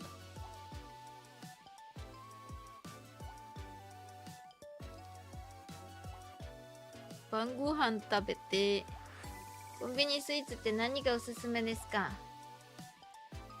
コンビニスイーツ？すじさんそんなにコンビニスイーツ食べないんでわからないですけども、今日食べたやつは2つとも美味しかったですよ、ローソンのやつ。あとなんか食べたかな。概要で正当指示の押し付けや勧誘、否定などは控えてください。答弁で感じたことのみご記入してくださいとか言っておいた方がいい気もします。確かに。っていうかさ、そもそもさ、国会中継をさ、同時視聴してるやつがいるかちょっと調べてみるわ。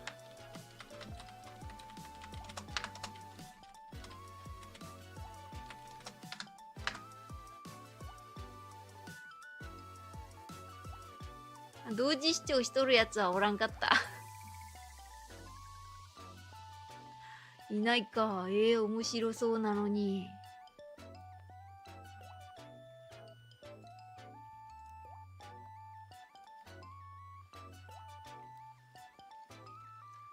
ちょっとなんかあれやね、なんだろう、注意事項を考えとかないといけないね。気をつけよう。でも概要欄大体みんな見らんやろ。見る？みんなちゃんと見る派？あんま見らんくない？ローソンなら無印のバーム買おう。無印のやつあんま置いてたんかな？見てなかったな。ローソンのプライベートブランドとかのやつしか見てないな今日。無印は確認せんやった。そう、無印のあるって言うよね。多い日の予算割気になる。なんかね、そんなに必要かっていう感じにあったりするからね。ニコニコ動画でテロップが流れるのあった？同時視聴で。へえ。すごいことになりそうやね、それ。とんでもねえことになりそうやね。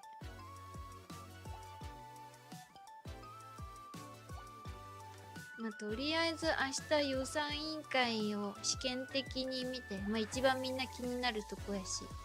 で、まあ反応を見てまた別のやつをするかしないか考えようかな。ではローソン行ってポンタつけてきます。いってらっしゃい。なんか買うんかな。コメ欄の上に出てくるの出しておくといいかも。固定コメントみたいなやつね。短めにしとかんといけん。それか、まあ、同時視聴って結局は、見る動画を出すわけではないから、自分たちで見てもらってっていう形になるから、配信画面に書いとくのもあり。注意事項。マット3番す。ス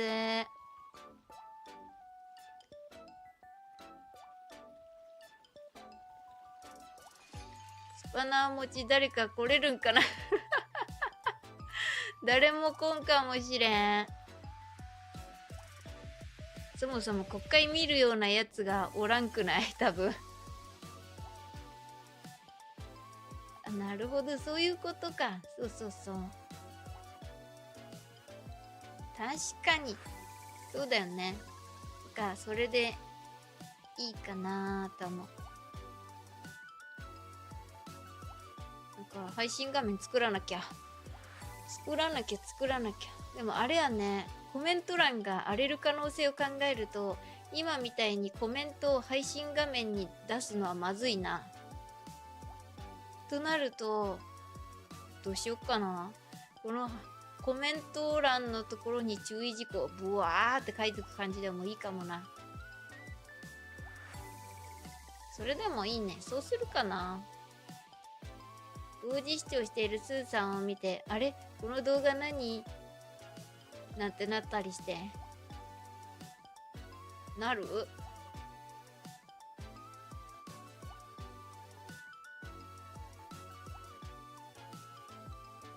ネイルガンの新技術が公表されてたので、どれくらいつくのかなって。トマホークや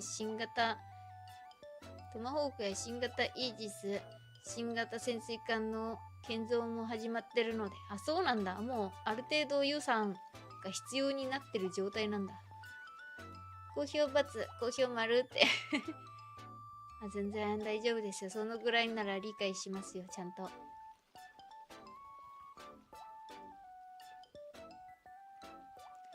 まあそんな感じ。あとなんか注意しないといけないことないよね。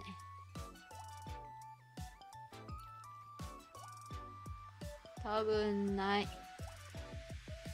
武器マニアですな。そうね。全然その辺は知らないわ。そんなもんかな。それぐらい。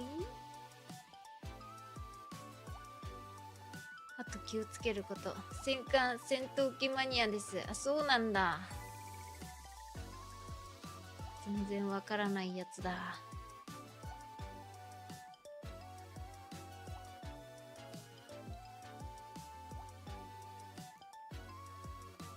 あとなんかしないといけないことないよね。大丈夫だよ。擁護派と否定派で喧嘩にならないようにリスナー同士での会話を控えてください。ひどい場合はブラックアウトですとか必要。あ、確かにね。それは必要かも。まあでも普段の配信からね、リスナーさん同士での会話は しないのがマナーですからね、配信というのは。基本的に。ゴジラマイナス1は本当激アツでした。もう全然わかんねえ。全然わかんねえんだよな、そんなこと言われても。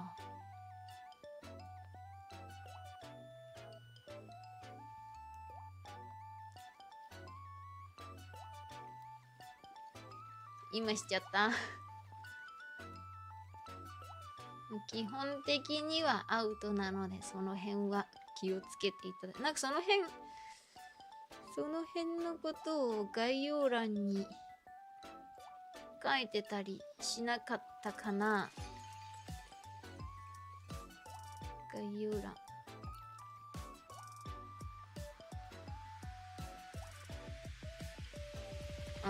概要欄で一応禁止事項で書いておりますので、よろしくお願いします。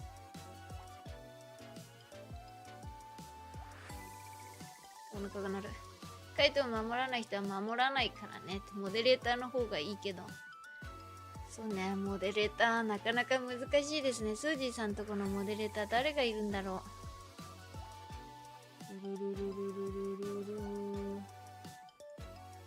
モデレーター。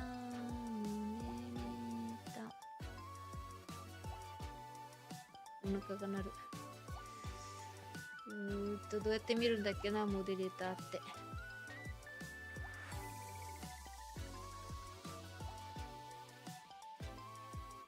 多分こっから見れる。ここか？いた。来そうにない。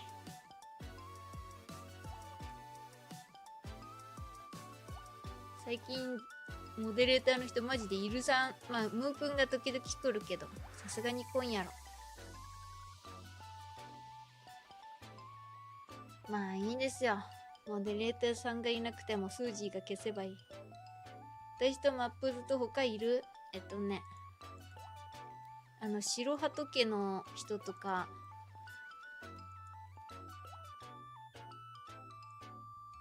ですかね。白鳩家で配信に遊びに来たことがある人とか、その辺かな。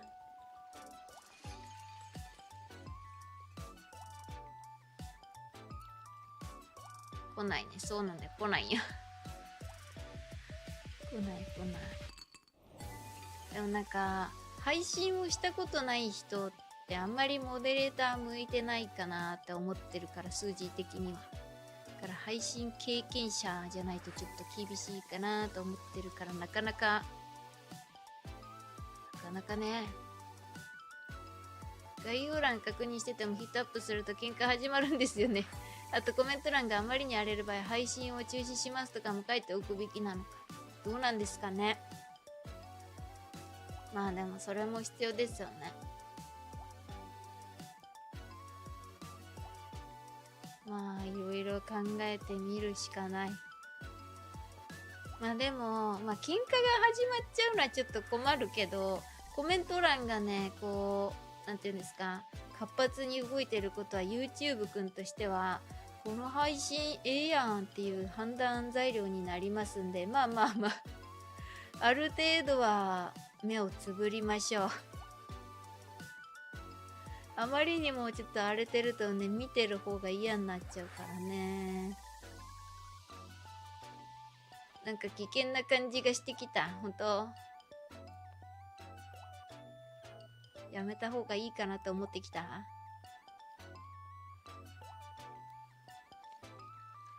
心配だから予定キャンセルしたい。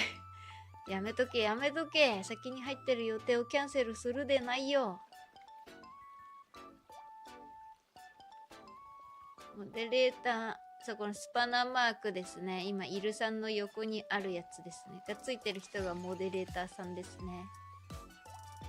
スージーさんのモデレーターさんは、なんか、いつ一昨年かなんかは結構見に来てくれてたんですけど、去年からね、ちょっとみんな忙しくなっちゃって、全然来なくなっちゃって。いや、去年も来て、いや、去年来てないな、あんまな。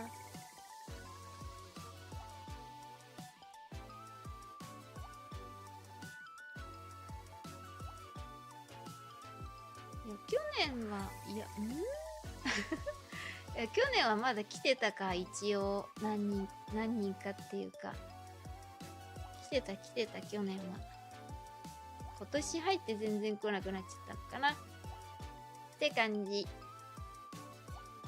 でももう新しい人設定するのも、あれだし、いいかな。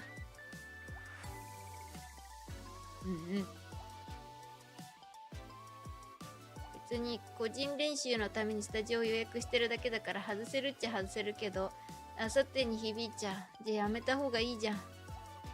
響いちゃうならダメだろ。スーさんのチャットで荒れたの見たことないですね。あ、そうですか。まあ、あれ、なんか、リスナーさん同士の喧嘩とかはないけど、なんか、時々、最初から荒らす目的で来た人が、同じコメントを連投するみたいのが、何回かありましたね。それぐらい、それしかないかな。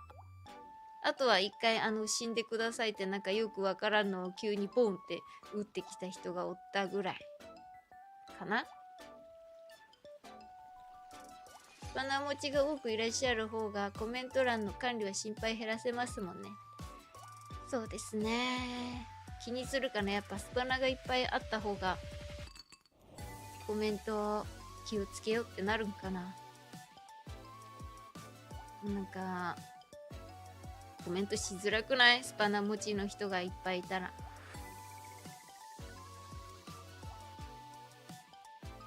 しにくいかなと思ったりもする。まあとりあえず明日やってみるしかないよ。やらないと何もわかりませんから。全然ご新規さんが来ない可能性もありますし、あとはスージーさんがさばききれるかなどなど、その程度ですので、なんとでもなるやろ。全然心配してないっていうリスナーさんが心配する中、本人は全然心配してないという。米ゼロ配信の可能性もありますし、それはそれで悲しい泣けてくるわ。今日全然コメント来ないですね。まずどのくらい来るかって感じですね。そうそう、全然来ないかもしんない。スパナはそういう名前にしてるだけなんだとずっと思ってました。そうなん。FF6 の敵は思い出すスパナムチ。そんなやつがおる。そんなやつがおったんや。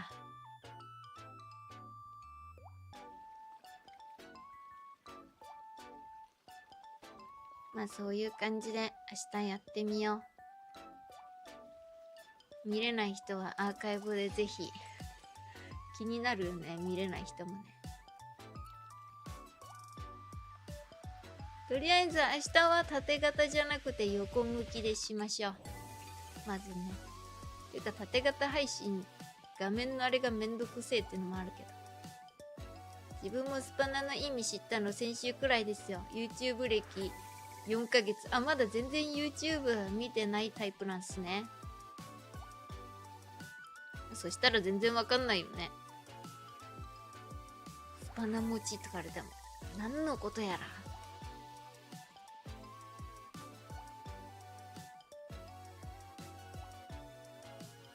まあ YouTube ね、そんなに見ない人は見ないもんね。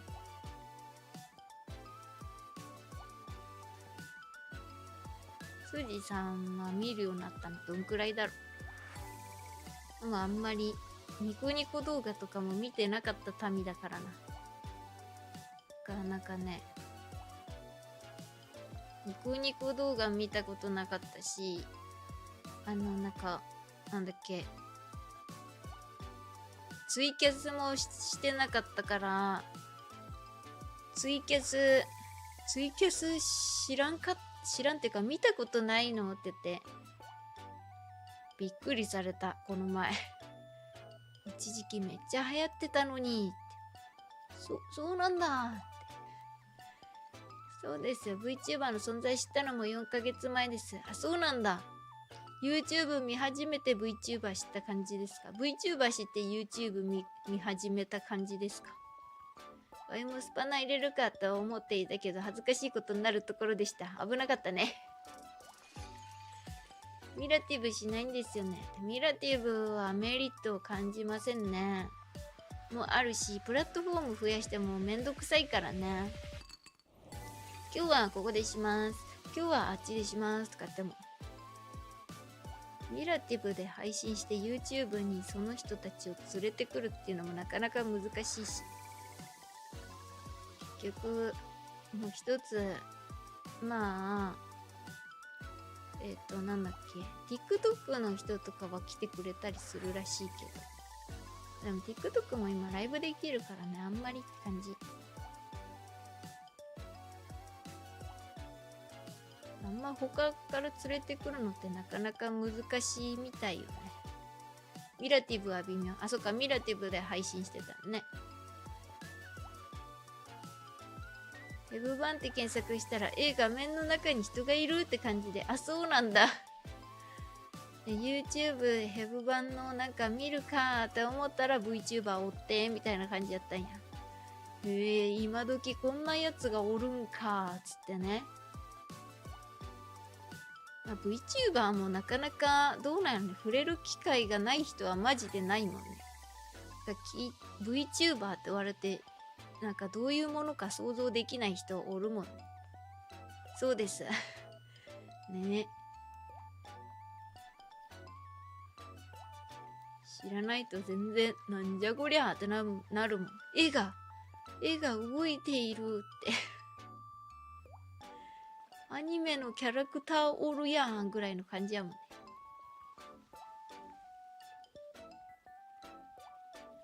スージーさんも VTuber たまたまなんかテレビで見て知ったぐらいやけど。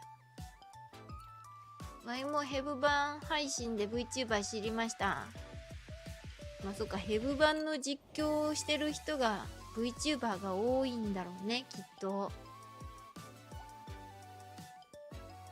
ペンギンの妖精参考林ライブ 2D 神ライブ 2D すごいよね。まあ今ゲームとかもライブ 2D 多いけどね。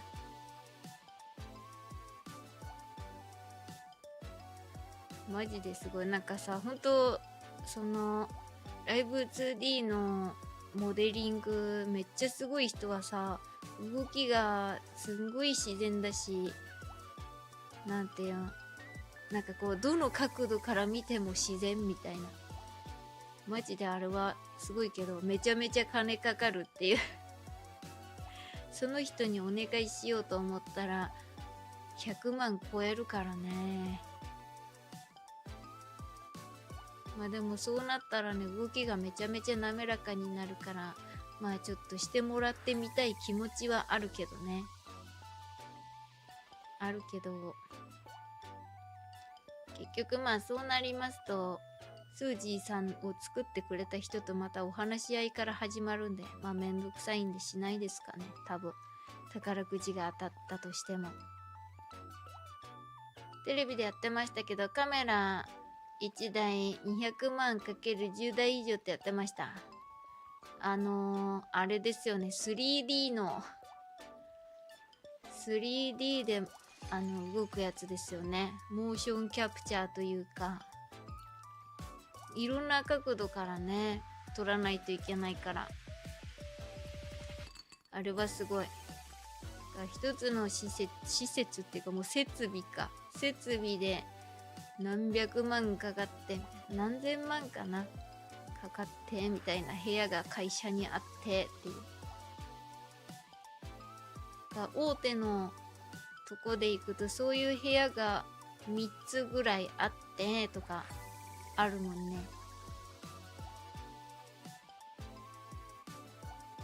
カメラの台数が多い方がいいとかなんかいろいろあるらしいけど、でもあれをね、そういう機材とかはさ買えば済むけどさ、そのなんかなんていうの、それをなんかいろいろちゃんと動画に出力してみたいな、なんかカメラワークをどうしてみたいのがちゃんとできる人があんまり育ってないから、人材確保が大変とかそういうのはある。てか未だにホロライブとかって何かよく分かってないです。あ、本当ですか。ホロライブは今 VTuber の業界で一番大きな VTuber アイドルグループというか、まあそんな感じです。簡単に言うと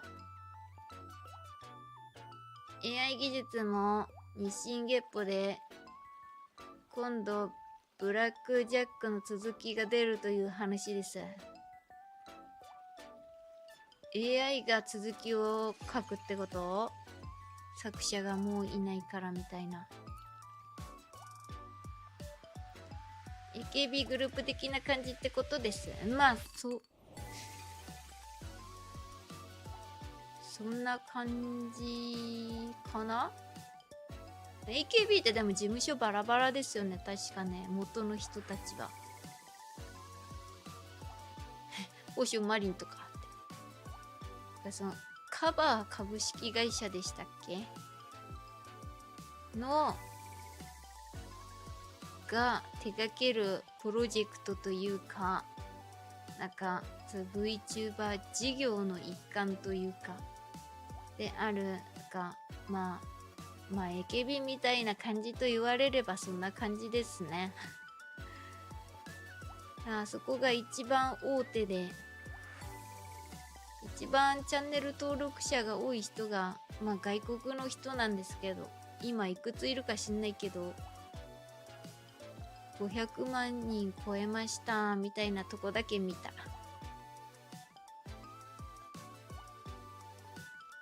そんな感じだからね、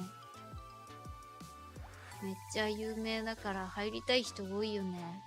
もうそこの事務所に入ればなんかもうデビューして速攻何十万という登録者数がつくみたいのとかそれだから入りたいみたいな人とかいるからね。カバーは投資対象として見ていました。でも投資にはあんま向かなそうじゃないですかまあ社長はなんか今度はなんだっけな、なんか新しい授業なんだったっけ、 VR だっけ、 VR じゃないな、なんかするって言ってたけど忘れた。メタバースかな、メタバースかなんかに挑戦しますみたいな、なんか YouTube でインタビュー受けてる動画が流れてきてから見たけど、それがうまくいきそうかどうかはよくわからなかった。ちなみに今聞きたいことあるんですけど、ヘブ版がスマホなどでプレイできなくなっていて PC 購入検討してるんですが、スージーさんどのような感じの PC 使われてますか？スージーさんの PC のスペックいくつだっけ？どうやって見たらいいんだっけ？誰かに教えたけど、どこで教えたっけな？ディスコードで教えたんだっけ？ツイッターだっけ？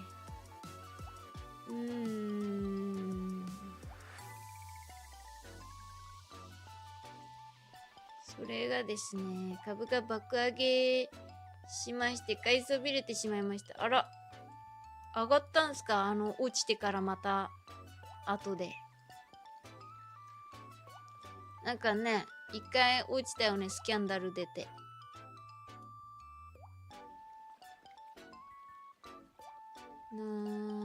出るかな。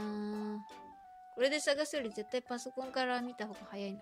スペックの出し方が分かればすぐに教えられますけど。マイコンピューター。マイコンピューター。どこだ？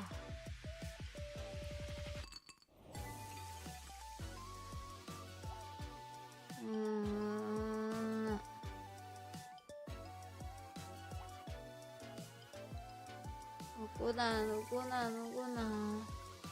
落ちてからそこから爆上げ、もう手が出ません。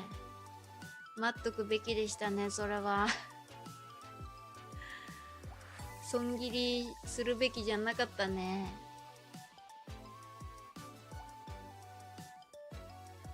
すみません、ありがとうございます。いえいえ。PC スペック確認方法。画面左下のスタートをクリック。設定をクリック。システムをクリック。システムどこあった。左下のバージョン情報をクリック。左下のバージョン情報、これか。どこを言ったらいいんですか、これは。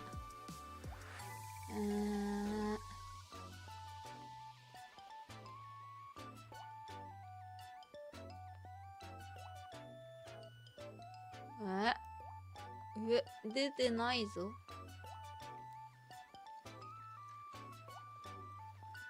あれ？出てないぞ。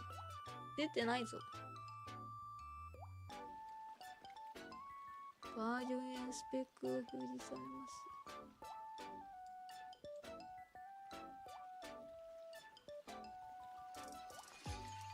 インテグ R なんとか。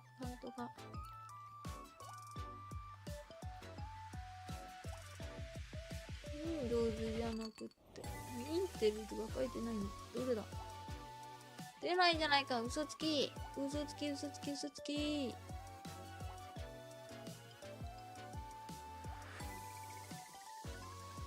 ータープロパティ。これいつのやねん。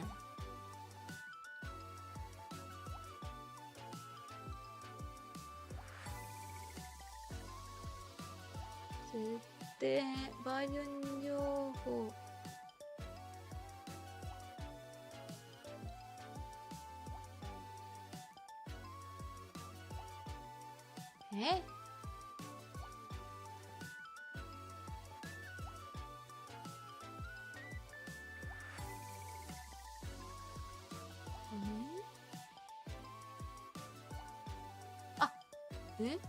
これプロセッサーのとこ、インテル R コア EMI7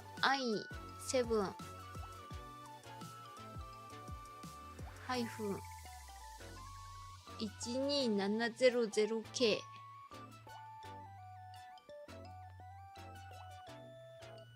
の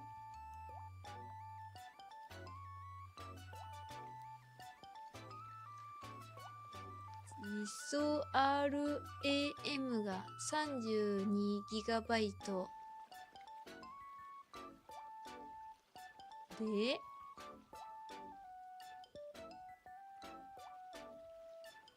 あとはどこだ？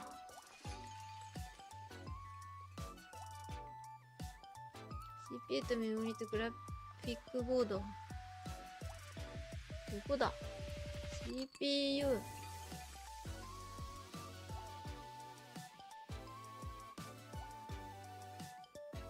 ディスプレイ。グラフィックボード見れない。グラボはどこ？ディスプレ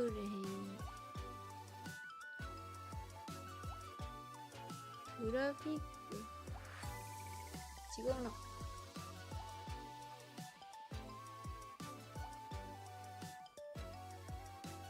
私は SSD です。低スペック PC ですが、ヘブ版快適です。そうなんだ。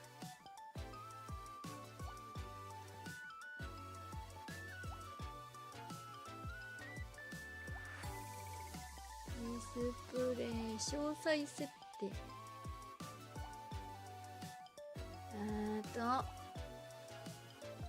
グラフィックボードがこれかな。 GeForce RTX 3070で、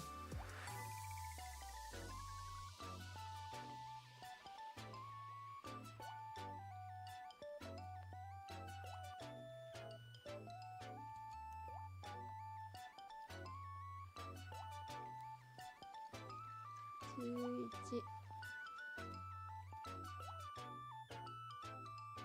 プロセッサー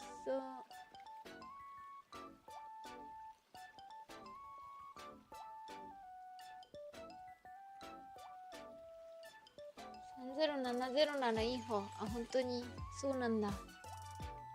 クッション違うな。システムバージョン情報、これか。あ、CPU どれ？プロセッサーにしている CPU が実装 RAM 搭載している。メモに記載される。これ CPU あれインテルなんちゃらかんちゃらみたいなやつ。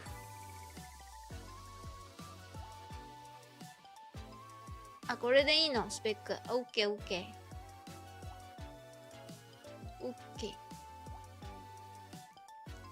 検討中なの。 i7-32GB グラボーが GeForce RTX 3060Ti。 なるほど。あっ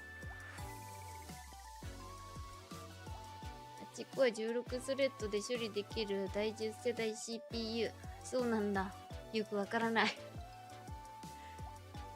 よくわからない。スージーさんはこれは友達の配信者さんに相談して、なんかパソコン得意な人がいたんで、これなんかどのくらいがいいかおすすめを何個か教えてもらってやりました。 12GB の GDDR 搭載ミドルグラボらしいですね。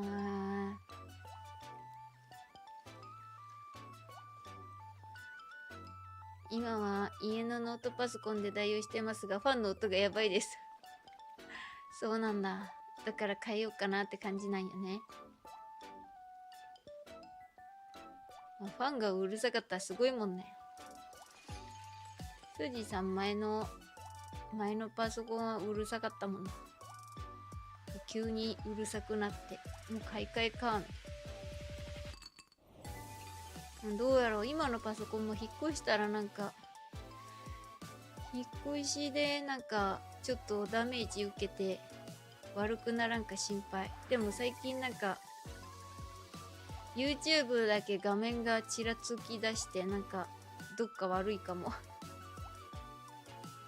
よくわからんけど、急に画面が黒いよくわからん模様がブワーって出る。最近。皆さんハイスペック。まあ他の人はよくわからんけど、スージーさんはいろんなゲームするし配信もするから、それなりのスペックがないとやばいですからね。今のパソコンは今年の春ぐらいに買いました。確か。そう。前のパソコンがこっちに引っ越してきてから壊れちゃったから。ヤブ版の音より大きいです。ファンの音がやばいね、それは。iPad も処理落ちでプリズンバトル全くできない。それは大変だ。確かに。そしたらもう変えるしかない。もう、そんなパソコン買い替えるより iPad 買い替えた方が安く済んだりせんのかな。わかんないけど。一度最適化してみて。なるほど。そうしたら変わる可能性あるんすね。スタートでやっとこう。盛況のテスペノート PC の人。すげえな。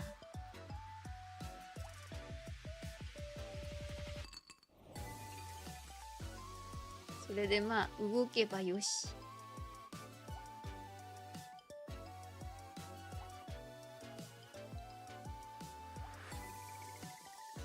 もう11時になってるやん。じゃあそろそろ終わりましょう。明日も朝活しないといけないんで。自分もいろいろ設定いじったのですがダメでした。もうさすがに無理ってなってた PC が。じゃあ買い替えましょう。まあ、パソコンの方がいろいろ使えるって使えるもんね。お腹鳴った。お腹鳴った。やっぱり配信したらお腹が空いてまう。でももうデザート全部食べちゃったな。どうしよ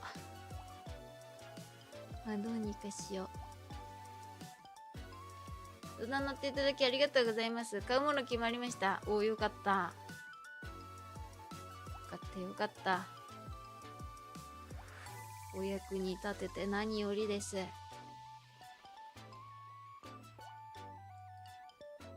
それではそろそろ寝ましょう皆さん。明日も朝活が待っている。明日の朝活は何しよう。普通になんかする。それでは皆さんおやすみなさい。おやすじー。